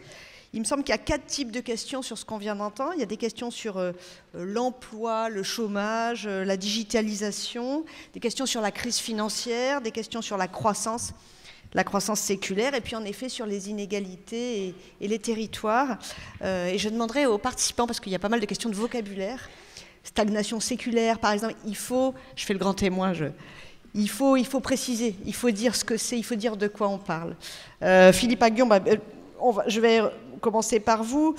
Sur la stagnation séculaire, cette question, n'est-elle pas une bonne nouvelle pour la planète? Donc petit A, qu'est-ce que c'est? Petit B, est-ce que vous y croyez ou pas? Et est-ce que vous êtes tous d'accord? Je vous demande de rebondir les uns avec les autres. Et puis finalement, est-ce que ça n'est pas une bonne nouvelle? Voilà une petite question on provoque pour démarrer. L'idée de la stagnation séculaire, c'est de dire finalement, dans l'histoire de l'humanité, il faut que vous sachiez que jusqu'en 1820, il n'y avait pas du tout de croissance dans le monde. Voilà, c'était zéro. On était à zéro croissance. Donc c'est quand même, l'humanité existe depuis très longtemps. C'est extraordinaire de se dire que ça fait même pas 200 ans que la croissance existe dans le monde. C'est quand même quelque chose de... Et il y a eu la révolution industrielle en Angleterre, en France, etc. Puis après, on a eu la croissance, ça grimpe. Mais et ce que disent... Donc c'est deux choses. C'est de dire, on pense qu'il va y avoir... que la croissance est une parenthèse, qu'en fait, ça a commencé très récemment et que ça va bientôt se terminer. Ça va se terminer peut-être par une insuffisance de la demande. Voilà, donc il y a ceux qui pensent comme ça, Summers et d'autres qui pensent que ça va terminer parce qu'en gros, c'est l'innovation qui porte la croissance et que l'innovation, c'est comme un arbre fruitier. les bons fruits, on les a cueillis. C'est la machine à vapeur, l'électricité. Puis maintenant, ça devient de plus en plus dur et on cueille des fruits de moins en moins bons. Et que finalement, tout ça va se terminer. Donc la croissance séculaire, c'est cette idée-là. C'est de dire, voilà, et regardez, il y a le déclin et on voit qu'on décline. Et donc, voilà, si on extrapole le futur sur le présent, eh bien, voilà, la parenthèse va bientôt se refermer. C'est cette idée. Alors après, est-ce que moi, je ne vais pas prendre le temps de parole, mais il y a toute une série de raisons pour lesquelles j'y crois pas. Il y aura un débat là-dessus cet après-midi, mais j'y crois pas d'abord parce que la nouvelle révolution technologique des TIC, les technologies de l'information-communication et ce qu'on appelle l'intelligence artificielle, ça n'a pas seulement changé la technologie de production des biens et services, mais la technologie de production des idées. On produit des idées beaucoup plus facilement maintenant. On peut interagir avec d'autres chercheurs, avec d'autres, beaucoup plus facilement. Ensuite, avec la mondialisation, la rente à l'innovation, alors j'utilise le mot rente, mais c'est la rente de l'innovation dont je parle, est beaucoup plus grande qu'elle était avant. Et puis il y a des domaines, on voit bien dans la santé, dans les énergies renouvelables, il va y avoir des grandes découvertes, on ne sait pas quand est-ce qu'elles vont arriver, mais l'idée de penser que c'est terminé, pour moi, est une idée. Le problème, c'est évidemment de créer les conditions. Ça ne peut pas être déterminé. Je ne peux pas vous dire ça va arriver demain, mais on peut créer, disons, des conditions qui favorisent de nouvelles vagues technologiques, etc. Donc c'est là-dessus qu'est basé un peu mon optimisme. Jean Pisani-Ferry, êtes-vous aussi optimiste ? Moi, je voudrais réagir sur un point qui est l'idée que ça pourrait être une bonne nouvelle pour la planète. Alors, il faut bien voir que notre objectif, c'est d'arriver à la neutralité carbone, c'est-à-dire à zéro émission nette. Si on veut arriver à zéro émission nette en ralentissant la croissance, ça veut dire que non seulement on doit arrêter la croissance, mais on doit arrêter toute production. Donc c'est ça que ça veut dire. Si c'est ça la méthode, ça veut dire qu'on doit cesser. Arrêter tout. Bon. C'est évidemment absurde. Donc la bonne manière de faire, c'est de partir de l'objectif qui est la neutralité carbone, qui est le respect de la biodiversité, et de prendre les moyens d'atteindre cet objectif. Et ensuite, il y a des conséquences en termes de croissance. Donc ce n'est pas de viser la croissance et de dire, comme on faisait hier, on vise la croissance et il arrive ce qu'il arrive pour l'environnement, mais ce n'est pas non plus de dire, il faut éteindre la croissance pour respecter l'environnement. C'est de changer le contenu de la croissance. Alors, qu'est-ce que ça veut dire ? Ça veut dire qu'on va devoir changer de technologie pour la production d'électricité. On le fait déjà, c'est en cours. On va devoir changer de technologie pour les transports. Ça commence. On va devoir avoir des bâtiments qui sont beaucoup plus efficaces du point de vue thermique. C'est en cours. Et tout ça, ça produit... éventuellement, ça produit de la croissance. Mais ce n'est pas une croissance qu'il faut regretter. C'est au contraire l'effet du fait qu'on répond à ces défis environnementaux. Pourquoi ça produit de la croissance ? Parce que derrière tout ça, il y a de l'investissement, il y a de la recherche, il y a des nouvelles technologies, il y a des changements des modes de consommation, etc. Donc, il me semble que l'idée qu'il faut opposer croissance et respect de l'environnement est une idée juste dans le sens où hier, encore une fois, on se souciait que de la croissance et on oubliait le respect de l'environnement, mais c'est une idée complètement fausse si elle consiste à se dire c'est par la mise en cause de la croissance, c'est par le ralentissement de la croissance qu'on va arriver à nos finalités en termes environnementaux.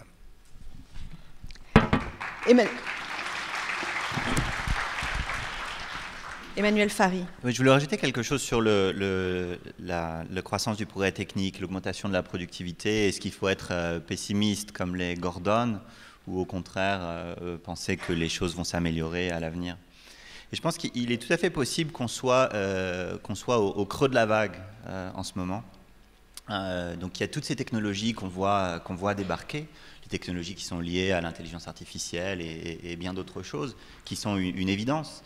Mais elles ne se traduisent pas dans les statistiques de croissance. Donc on ne voit pas la productivité mesurée décoller.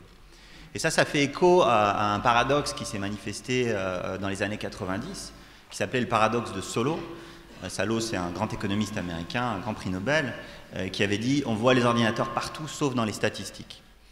Et en fait, il a fait sa déclaration au plus mauvais moment, d'une certaine manière, parce qu'on a vu dans les années 90 et 2000 une accélération de la croissance de la productivité, où les ordinateurs, justement, se sont mis à traduire toutes les promesses qui étaient investies en eux.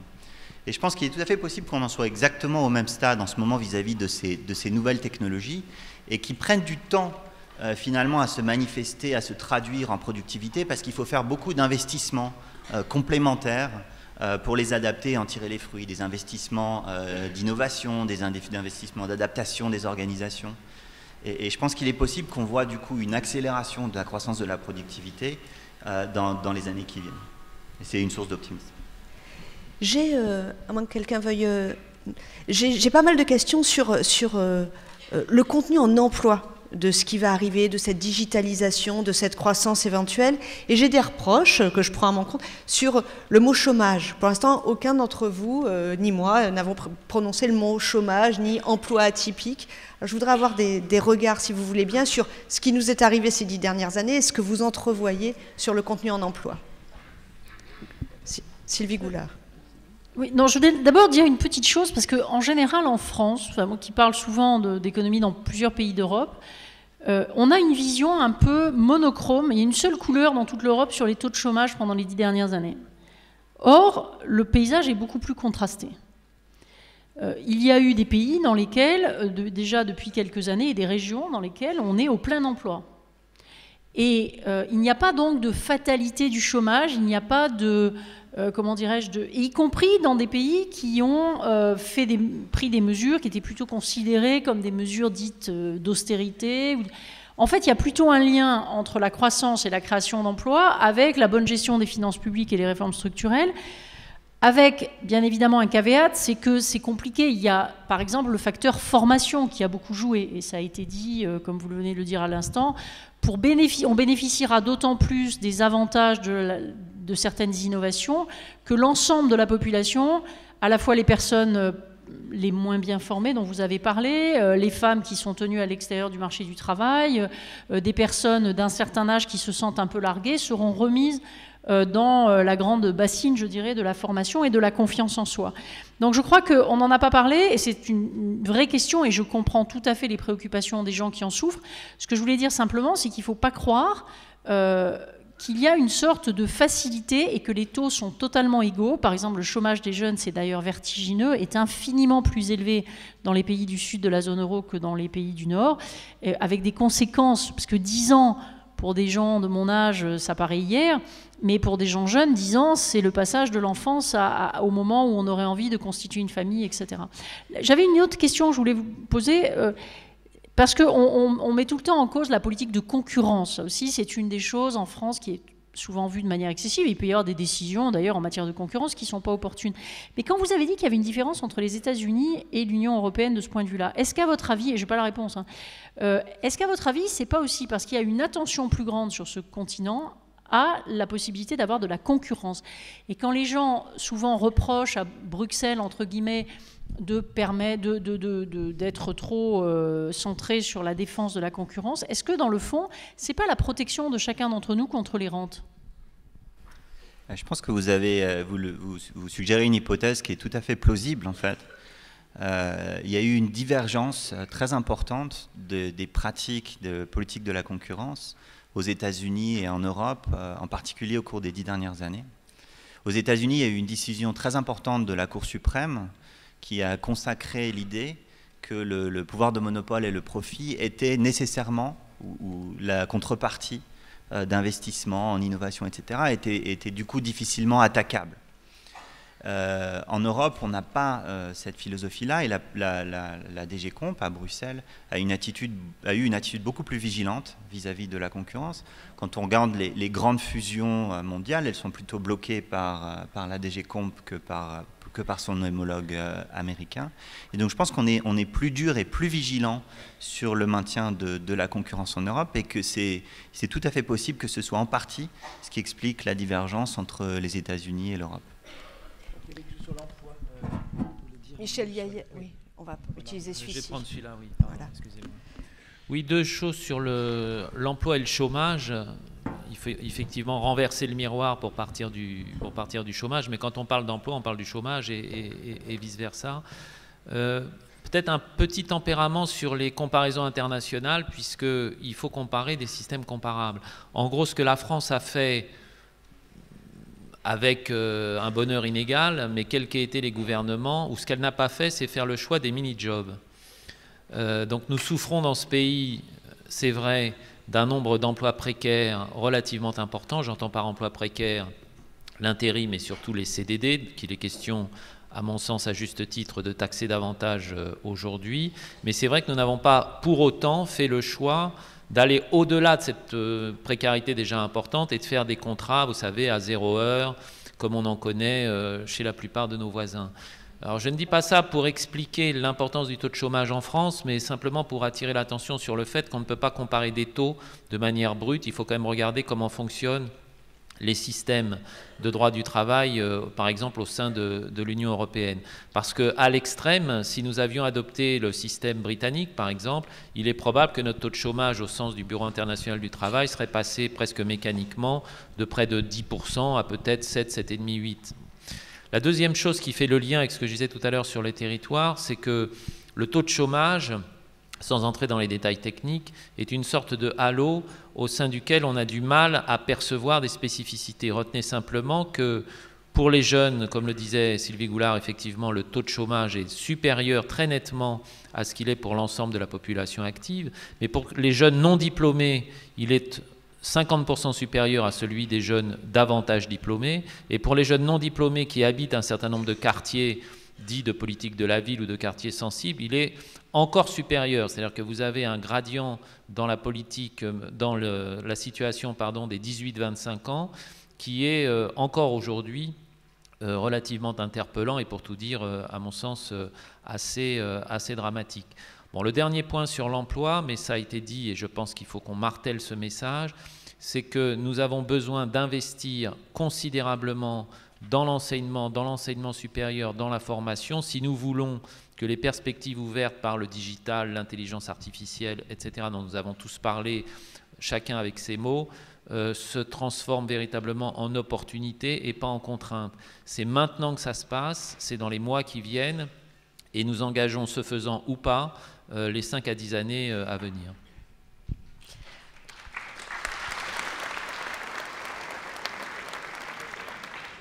Est-ce que quelqu'un veut revenir sur cette idée qu'il y a eu un choix français entre, à grands traits, sur ces petits boulots comme en Allemagne, comme en Grande-Bretagne, et qu'il y a eu un choix, on a fait le choix en effet de ne pas avoir ces emplois hyper précaires et ces contrats. Est-ce que c'est ce qui s'est passé, Sylvie Goulard, dans les 10 dernières années et qui explique aussi notre taux de chômage ?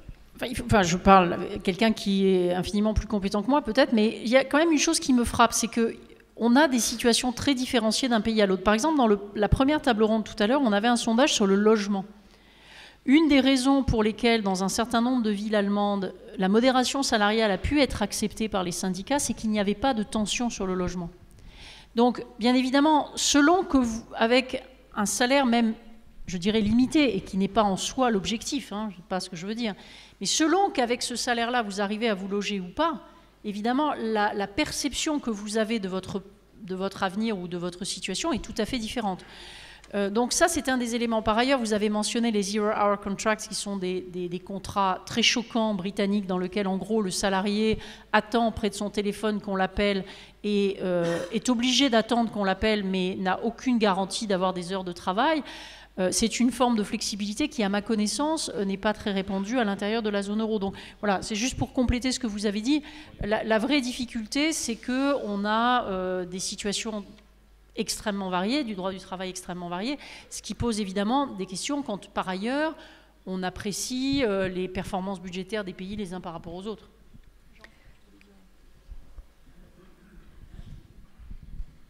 Pour forcer un peu le trait, s'il s'agit de dire qu'au fond, tout le monde a les mêmes problèmes et qu'il y a un arbitrage et que nous, on a choisi la qualité et que d'autres ont choisi la quantité, je pense que ce n'est pas exact. Je pense que le mauvais fonctionnement de notre marché du travail, nos problèmes de compétences, tout ça, ça se traduit par un déficit en termes d'emploi qui n'a pas nécessairement pour contrepartie le fait qu'il y a une meilleure qualité de l'emploi en France. On n'a pas un emploi de très bonne qualité. C'est-à-dire l'emploi précaire, ça existe quand même beaucoup. L'entrée sur le marché du travail, c'est extrêmement difficile en France. On passe des années à aller d'un CDD à un CDD, et d'autant plus évidemment qu'on est faiblement qualifié. Donc c'est pas vrai qu'on a fait le choix d'un emploi de qualité. Alors ce qui est vrai, c'est qu'on a fait le choix, il y a un choix qui est très particulier à la France, qui est le fait, ça renvoie à ce que je disais tout à l'heure sur l'emploi féminin, c'est qu'on n'a pas fait le choix de l'emploi féminin à temps partiel. On a fait le choix d'un modèle d'emploi dans lequel les femmes travaillent plutôt à temps plein ou à 4/5e de temps, et c'est la contrepartie du fait qu'il y a une durée du travail qui est plus faible. Donc il y a beaucoup de pays dans lesquels la durée du travail est plus longue pour les hommes et les femmes travaillent à mi-temps. Bon. Et ça, c'est un choix collectif qu'on n'a pas fait en France. Et d'ailleurs, ça explique pourquoi il y a, au fond, dans la société française, une grande résistance à l'idée de revenir sur les 35 heures. Parce qu'en termes d'organisation de vie, ça a un certain nombre d'implications. Mais en revanche, je crois qu'en termes d'arbitrage sur la qualité, c'est pas vrai. On a un déficit d'emploi par rapport à des pays comme des pays scandinaves qui est massif. Si on mesure le déficit d'emploi par rapport aux pays qui ont les taux d'emploi les plus élevés, c'est 4 millions d'emplois qu'on a en moins en France. Donc c'est absolument considérable et c'est pas un problème de qualité. Je reste avec une question sur l'emploi, les compétences. Cette question, quelle place pour la formation continue pour que tout le monde puisse rester dans le coup et maître de son avenir? Est-ce que les MOOC, ces cours en ligne, sont une partie de la solution? Les compétences, Philippe Aghion. Je suis abonné à la compétence. Sur, ou aux compétences, mais allez-y madame. Virginie Chauvin, allez-y, pardon, c'est de ma faute. Simplement, d'un point de vue de l'entreprise, je pense que la formation est un élément clé, effectivement, parce que les carrières monolithiques prévues dès le départ, à la sortie de l'école et jusqu'à la fin, c'est fini. On voit qu'il y a besoin d'une agilité à passer d'un métier à l'autre, de se transformer dans sa façon de travailler, mais d'acquérir de nouvelles compétences, de se former en permanence. Et il y a une vraie demande pour ça, et je pense que dans certains pays, ça est peut-être plus développé que chez nous aujourd'hui, parce que culturellement, on a en France une forte appréhension de l'échec. On n'aime pas les échecs, on aime bien réussir, on aime bien que tout fonctionne bien. Et dans certains pays, et en particulier les pays anglo-saxons, il y a plus d'habitude à aller face à des échecs, à essayer, à échouer, à rebondir, à faire autre chose, à échouer en permanence, à réussir. Il ne faut pas échouer tout le temps quand même, c'est pas une solution. Mais pour ça, il faut aussi des formations, un accompagnement pour se transformer et aller vers d'autres métiers. Parce que ce qui est sûr, c'est que les métiers se transforment et beaucoup des métiers qu'on voit aujourd'hui, on en ignorait l'existence il y a quelques années. Donc il a fallu des formations pour ça. Et les métiers de demain, on ne les connaît pas tous. Donc là aussi, il y a besoin de nouvelles formations pour aller vers ces métiers-là. Est-ce que je passe aux questions, un mot sur les compétences, ou je passe aux questions sur la crise financière, qui sont extrêmement nombreuses et que je peux essayer de résumer dans ma voix? Des questions sur la responsabilité des économistes qui n'ont pas su anticiper, donc comment est-ce qu'ils pourraient essayer de nous parler de la prochaine? Questions sur à quand la prochaine, justement? Questions sur en a-t-on assez fait?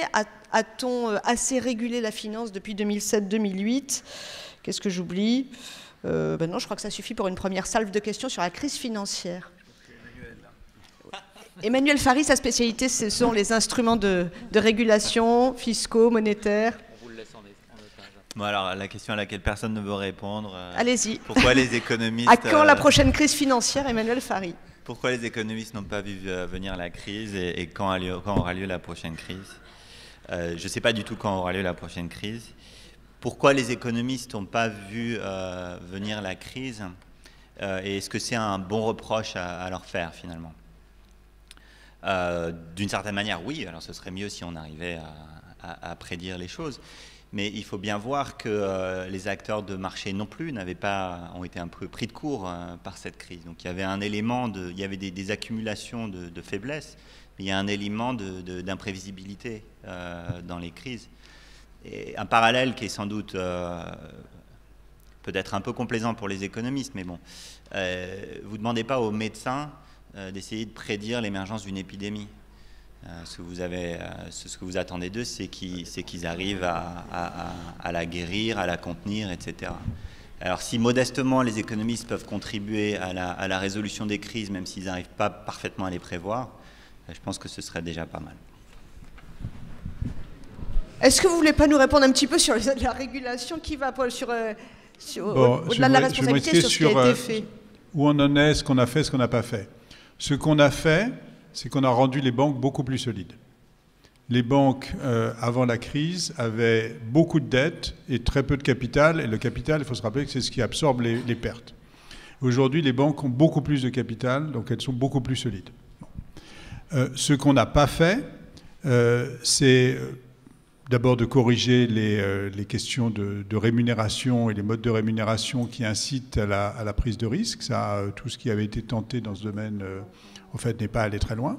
Donc on a encore des incitations qui peuvent exister à dire de la part de certains, je prends des risques, je ramasse les revenus qui vont avec, et puis advienne que pourra. Et ce qu'on n'a pas fait, c'est de ramener la sphère financière à une taille qui correspond mieux aux besoins de l'économie. Au-delà de la question des crises, il y a la question de savoir quelle est la taille de la sphère financière qui est souhaitable. Et quand vous dites, ça revient à de la rente, il y a beaucoup de rente dans les banques, il y a beaucoup de rente dans la finance. Donc qu'est-ce qu'on fait avec cette rente? On achète des talents.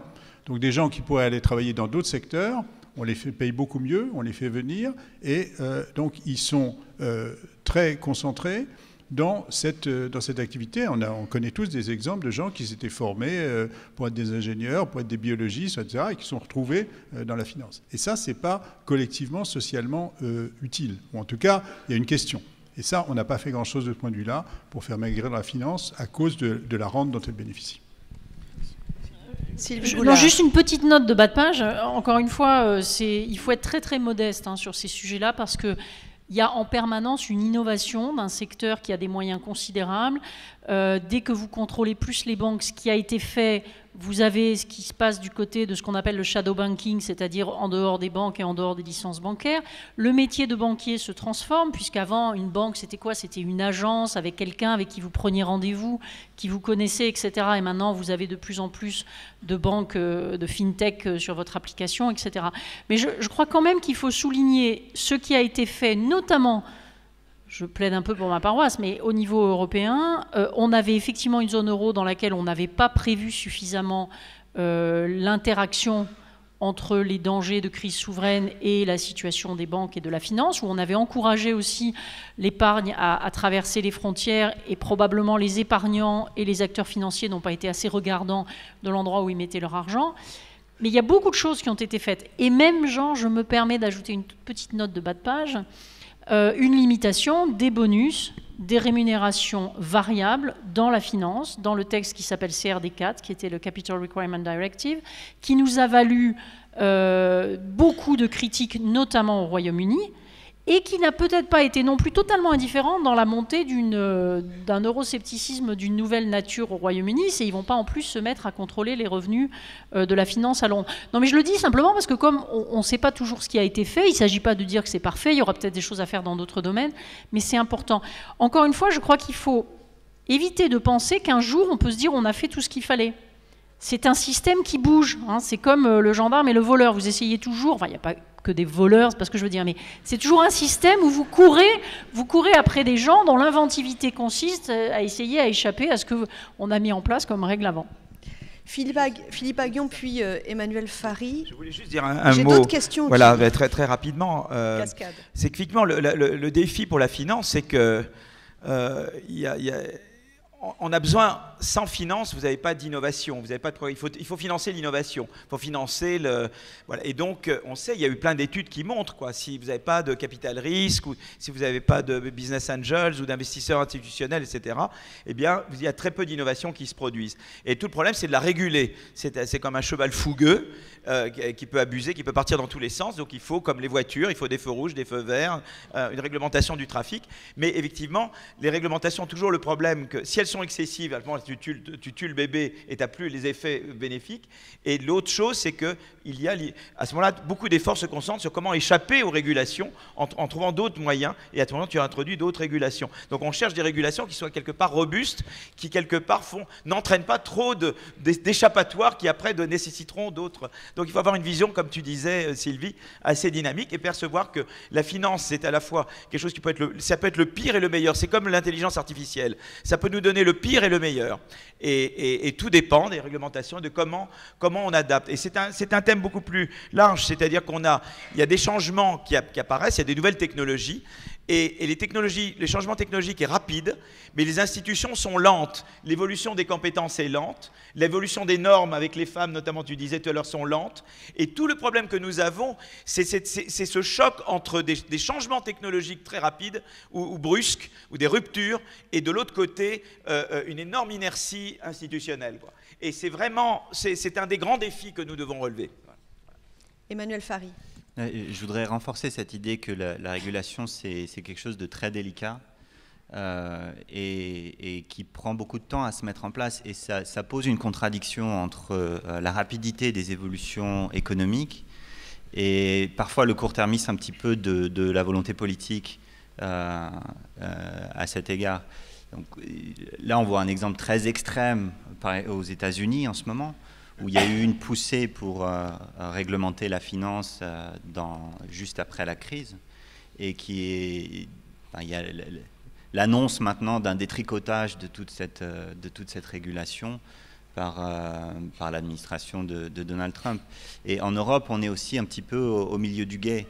Et le danger, c'est qu'on se dirige vers une phase un petit peu euphorique de croissance et qu'on oublie les leçons de prudence que nous ont enseignées cette crise. Et donc, gérer la contradiction entre l'évolution des rythmes économiques et le court-termisme de la volonté politique, c'est un vrai sujet, je pense. De ce point de vue, j'ai deux questions encore de la salle. Question sur les pensées qui ne sont pas orthodoxes des économistes. Est-ce qu'elles sont mieux prises en compte ? Voilà, on dit que les économistes n'ont pas su assez écouter ceux qui, parmi eux, disaient qu'il allait avoir la crise. Et puis, vous parliez de Trump, un danger. D'où pourrait venir la prochaine crise? Voilà, dans la salle, on aimerait quand même des petits éléments de réponse. Est-ce que, par exemple, le FMI qui dit que l'endettement est un problème, est une bombe à retardement? Ou est-ce que c'est la Chine, me demande-t-on? Voilà, deux questions. C'est beaucoup de questions, là. C'est pas mal, hein. Qui Moi, sur les hétérodoxes, je voulais dire... Alors, sur les économistes mainstream et les autres. Oui, alors moi, j'ai toujours une... Donc, j'avais donc l'honneur de présider l'AFS, l'Association française de sciences économiques, jusqu'à il y a 3 mois.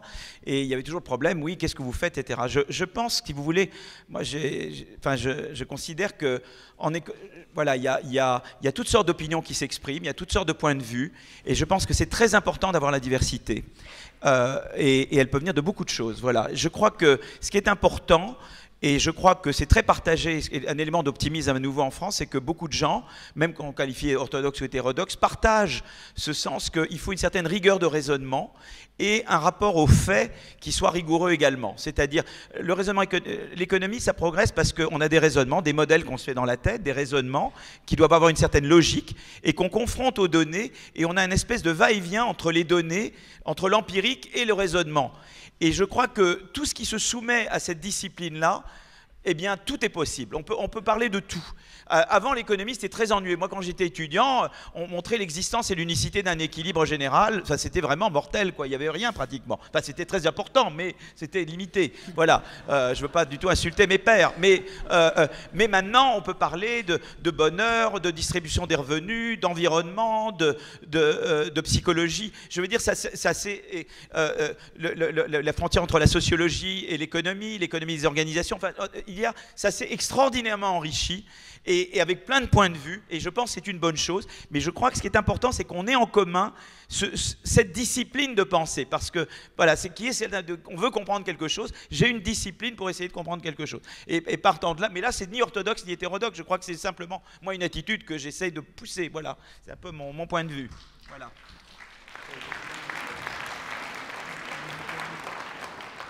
Non, je crois que ce que dit Philippe est très important.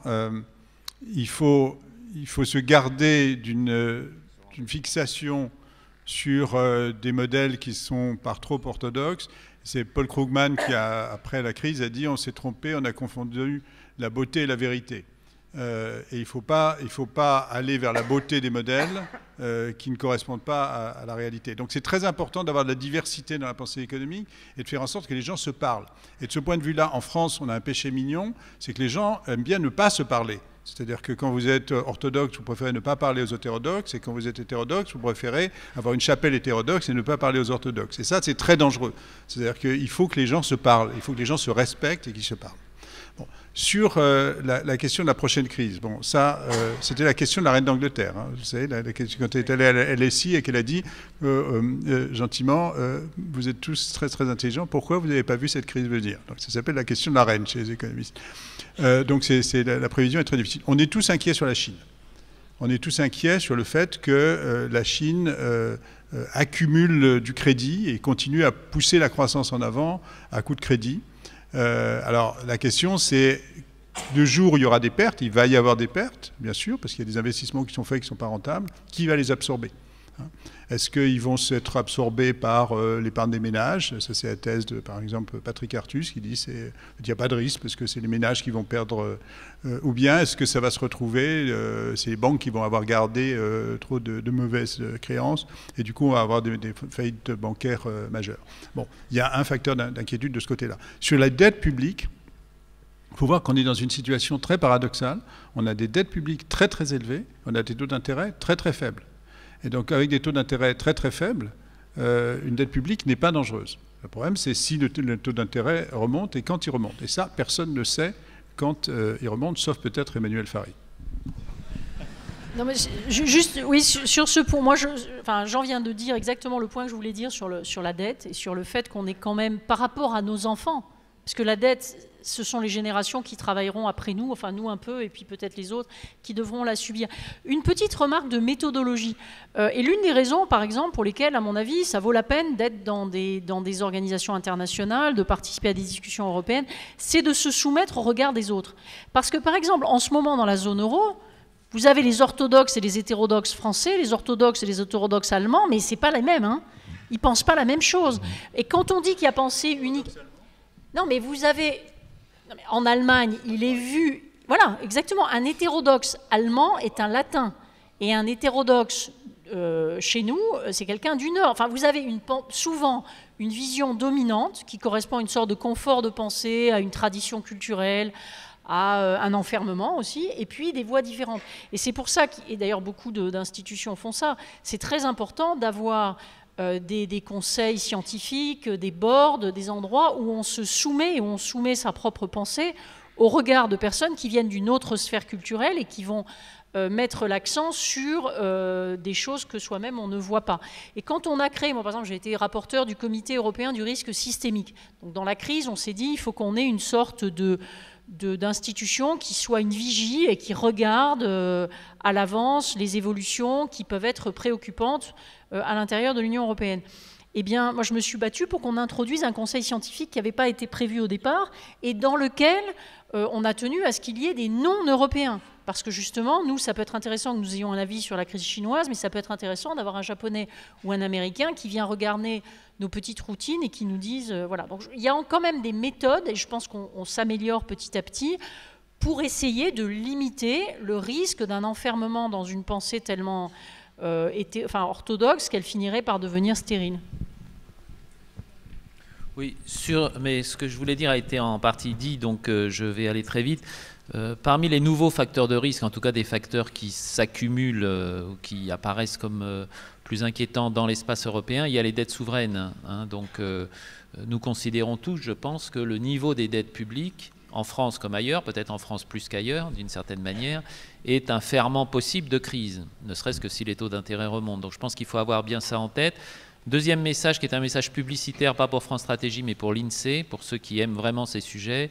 Le dernier numéro d'Économie et Statistique est assez remarquable sur la crise financière, ses causes, ses conséquences. Donc si vous avez accès à ces documents qui sont assez faciles d'accès, en tout cas, sur le plan monétaire, n'hésitez pas à vous y reporter.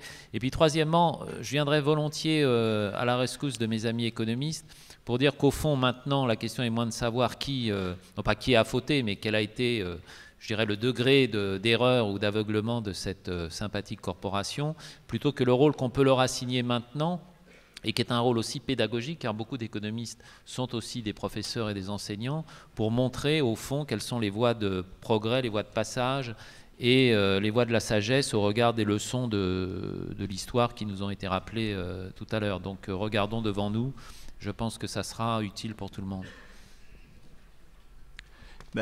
Pour donner un exemple et pour être très concret, voilà, le genre de choses que les économistes pourraient contribuer quand on prend en compte le risque de remontée des taux d'intérêt. Quelque chose qu'on pourrait faire en France, dans d'autres pays européens, ailleurs dans le monde, c'est d'allonger la maturité de la dette. Et ce serait une manière de se prémunir du risque d'augmentation des taux d'intérêt, parce qu'on aurait un endettement à plus long terme. Et je pense que ce serait quelque chose de très prudent. Et on le fait, et je pense qu'on pourrait le faire encore plus. Quelque chose d'autre qu'on pourrait faire, et qui, à mon avis, est très important et qui est lié à quelque chose que Sylvie Goulard a mentionné tout à l'heure, c'est des réformes au niveau de la zone euro. En particulier, quelque chose qui a joué un rôle très important dans la propagation de la crise en Europe, c'était les liens entre les banques et les États. Donc, en gros, les banques françaises détiennent de la dette française. Donc, quand il y a des doutes sur la solvabilité de l'État français, ça met les banques en péril. Mais l'État va sauver les banques, donc ça met encore plus l'État en péril, etc. Et là, on est un petit peu au milieu du gué. Donc on a créé quelque chose qui est une espèce de germe d'une union bancaire européenne, et dont l'un des objectifs, c'est de rompre ce lien entre les banques et les États, mais qu'on n'a pas complété. Donc il y a vraiment des changements à faire du côté de la régulation pour forcer une diversification plus importante du risque souverain, donc que les banques françaises n'aient pas seulement de la dette française, mais aussi de la dette des autres États européens, et peut-être moins de cette dette aussi. Est-ce que je peux dire que moi, ça me choque ce que vous proposez sur l'allongement des maturités? Parce que, si vous voulez, il faut voir que ça va être aussi une incitation, peut-être, à continuer à s'endetter pour financer des dépenses dont la justification n'est peut-être pas totalement prouvée. Sincèrement, si vous donnez à des politiques en ce moment, pas chez nous, mais chez d'autres, la possibilité de s'endetter sans réduire les dépenses de fonctionnement, sans faire les innovations, l'introduction du digital, en gros, quand même, il faut quand même être honnête, la dette, c'est une des manières assez faciles de s'éviter certains efforts, ou c'est la meilleure chose du monde si c'est de l'argent qui est investi dans une modernisation qui elle-même apportera, je dirais, des revenus de nature à faire diminuer la dette. Mais allonger les maturités quand on a en Italie 133% du PIB à peu près de dette, en France 100%, qu'on sait très bien qu'un certain nombre de dépenses ne sont pas les plus justifiées qui soient, moi je dirais encore une fois, vis-à-vis des générations futures, attention un petit peu quand même.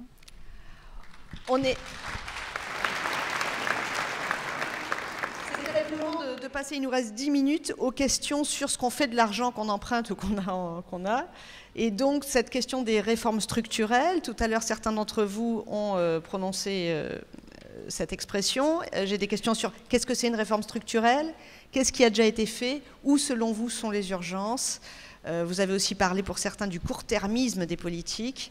Voilà, est-ce que ça vous va? On finit là-dessus. Jean Pisani-Ferry. Je voulais réagir sur ce que disait Sylvie. Oui, vous vouliez réagir sur la dette. Le raisonnement est subtil. Il consiste à dire, effectivement, comme on ne peut pas avoir confiance dans les politiques, il faut qu'on s'interdise de faire quelque chose qui serait rationnel de faire. Parce qu'il est rationnel de dire... Pour de l'investissement, oui, j'ai pas dit... Attention, c'est la qualité de la dépense qui compte. Oui, mais on parlait du climat. Bon. Aujourd'hui, s'il serait assez rationnel de dire, on emprunte à des taux d'intérêt, l'État français emprunte à 0,7% aujourd'hui.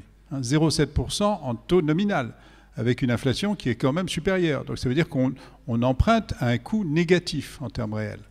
Et on a face à nous des problèmes absolument massifs de transition climatique. Il serait rationnel de dire, sous réserve qu'on ne va pas uniquement utiliser les technologies d'aujourd'hui, je dis ça pour Philippe parce que sinon il va faire l'objection, il faut penser aussi au progrès technique, donc il ne faut pas tout faire les efforts avec des technologies d'aujourd'hui, mais il faut répartir entre technologies d'énergie d'aujourd'hui et faire la place aux technologies qui mûrissent. Mais il serait rationnel de dire on fait un effort collectif par rapport au climat et on le finance par de la dette aujourd'hui parce qu'on peut le faire. Et donc les générations futures, elles vont bénéficier d'une certaine manière de cet effort. C'est exactement ce que tu dis là, c'est on n'est pas capable de faire ça. Non, notre système politique n'est pas capable de faire ça, donc on va s'interdire de faire quelque chose. J'ai dit simplement que si on donne... Ouais, moi je pense qu'on n'est pas en désaccord. Il me semble bien que j'ai dit que si c'est pour investir soit dans la formation, soit dans l'innovation, tu prends l'exemple du climat qui est excellent, qui est quelque chose qui finit par rapporter aux générations sur le dos desquelles on met de la dette, tout à fait. Ce que je dis simplement, c'est que énoncer aujourd'hui la solution technique de l'allongement des maturités sans regarder la nature de la dépense, ça me paraît très très dangereux. De même que d'ailleurs dans des familles, si on investit dans quelque chose qui va rapporter, ça a beaucoup plus de sens que si on se paye des tas de choses qui sont sympathiques mais qui sont une manière de flamber l'argent. J'avoue que pour avoir fréquenté le monde politique, et je l'assume, je pense que tout le monde n'a pas eu, surtout dans ce pays, toujours un comportement extrêmement vertueux et de nature à éviter des dépenses excessives. On a financé à crédit, jusqu'à présent, beaucoup de dépenses de fonctionnement, y compris des dépenses d'une éducation dont l'OCDE nous prouve qu'elle n'a pas les meilleures performances, d'une justice qui malheureusement peine à rendre ses décisions dans les délais, etc. Donc je pense qu'il faut être un peu plus autocritique. Et encore une fois, je vois bien l'intérêt technique de la mesure que vous avez proposée, mais je trouve que vis-à-vis de l'opinion, qui sont aussi des contribuables, il est parfois important de rappeler qu'en France, d'ailleurs, on dit l'argent public. Il y a des pays dans lesquels on dit taxpayers' money, c'est-à-dire votre argent.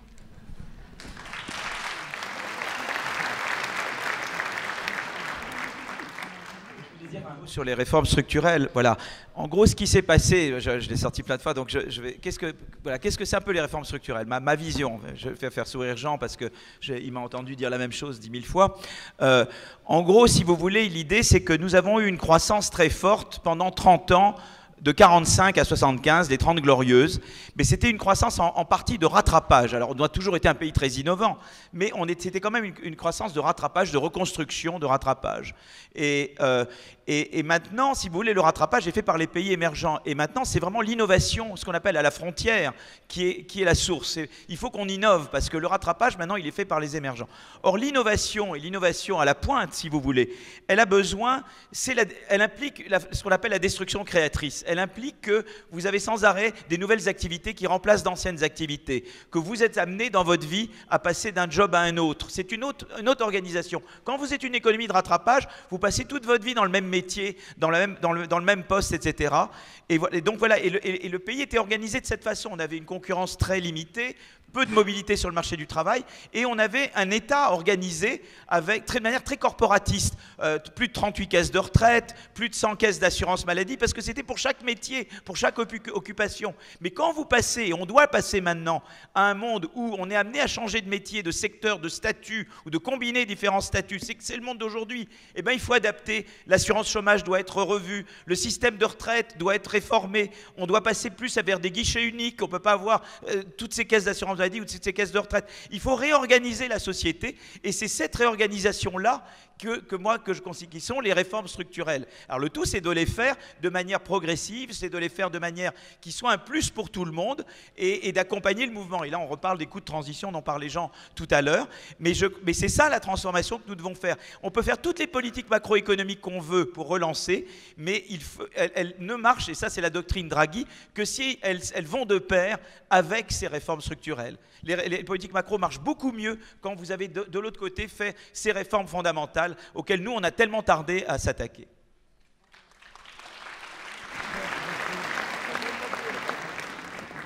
Je souscris à 100% à ce qui vient d'être dit avec fougue et talent. Et ce qui nous manque sur ces sujets de réforme structurelle, c'est parfois un peu de fougue et de talent. Encore une fois, j'aime pas le terme pédagogique parce que c'est un petit côté un petit peu méprisant pour ceux auxquels il s'applique, mais je pense que nous manquons d'explications. Parce que fondamentalement, dans l'histoire, une réforme structurelle en France, c'est une réforme qui met au moins 100 à 150 000 personnes dans la rue à Paris entre deux grandes places. Voilà. Et malheureusement, je dirais que c'est un peu la vision qu'en a l'opinion, quel que soit son positionnement sur l'échiquier politique et partisan, beaucoup plus que ce qui vient d'être dit, qui est, si je puis dire, la réalité des choses.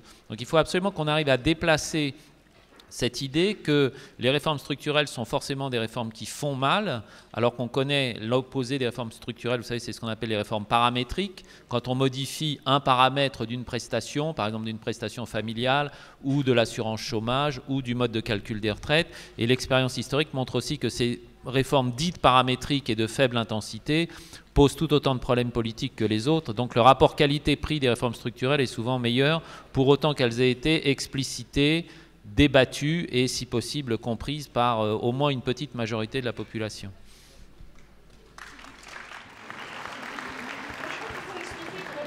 Une chose, c'est que ce que nous voulons collectivement, c'est que le pays aille mieux.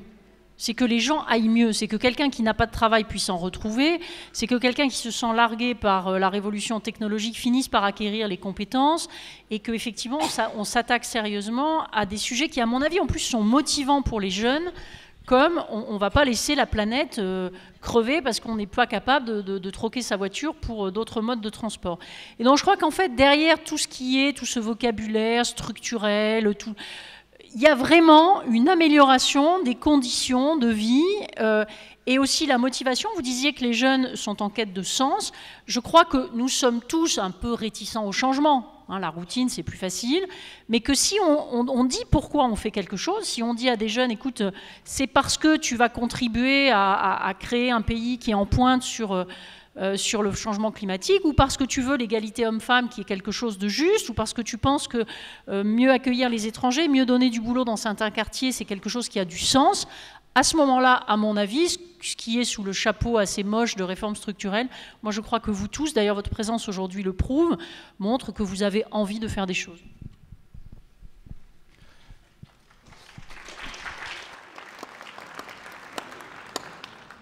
Je souscris évidemment à tout ce qui s'est dit et je vais essayer d'ajouter un petit quelque chose, c'est la dimension européenne.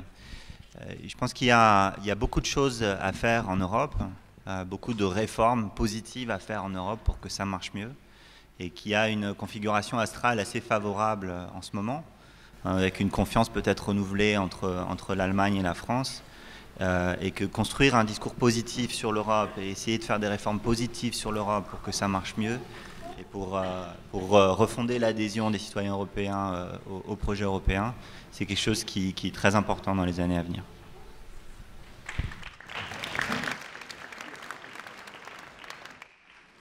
Je trouve que ce débat est très intéressant et montre un grand élan d'optimisme sur une volonté de changer les choses.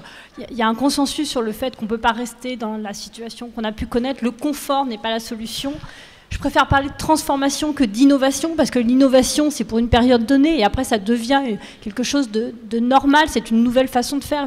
Là, on est sur une transformation profonde pour aller vers des nouvelles façons de vivre, de travailler. Et je pense qu'on a chacun notre rôle à jouer là-dedans, que ce soit dans nos entreprises, que ce soit au niveau politique, au niveau économique. On a tous un rôle à jouer. Et ça donne du sens. Ça donne du sens pour la transmission vers des plus jeunes générations. Ça donne un vrai élan d'optimisme et d'engagement dans ce qu'on peut faire chacun à notre niveau. Merci. Le mot de la fin, Jean Pisani-Ferry, avant de vous saluer, encore quelques minutes. Oui, alors là, Philippe va rire parce qu'il m'a entendu dire ça 100 fois. Les réformes, le problème des réformes en France, c'est qu'on a eu, l'habitude, c'est qu'on a fait énormément de réformes d'assez faible ampleur. Et l'exemple, c'est qu'on a touché 50 fois au Code du travail au cours des 15 dernières années. À peu près une fois par trimestre, on a fait une modification en moyenne du Code du travail.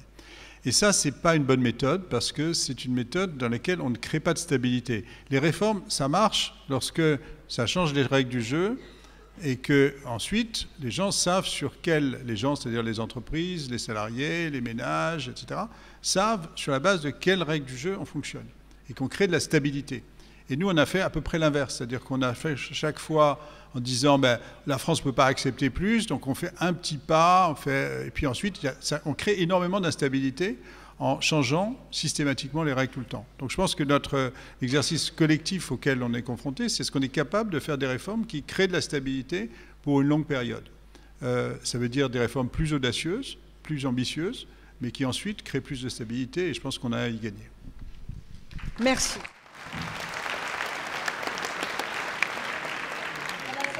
cette table ronde. Merci aux intervenants. Merci à vous qui avez posé énormément de questions. Cette dernière, voilà. Bonne journée de l'économie.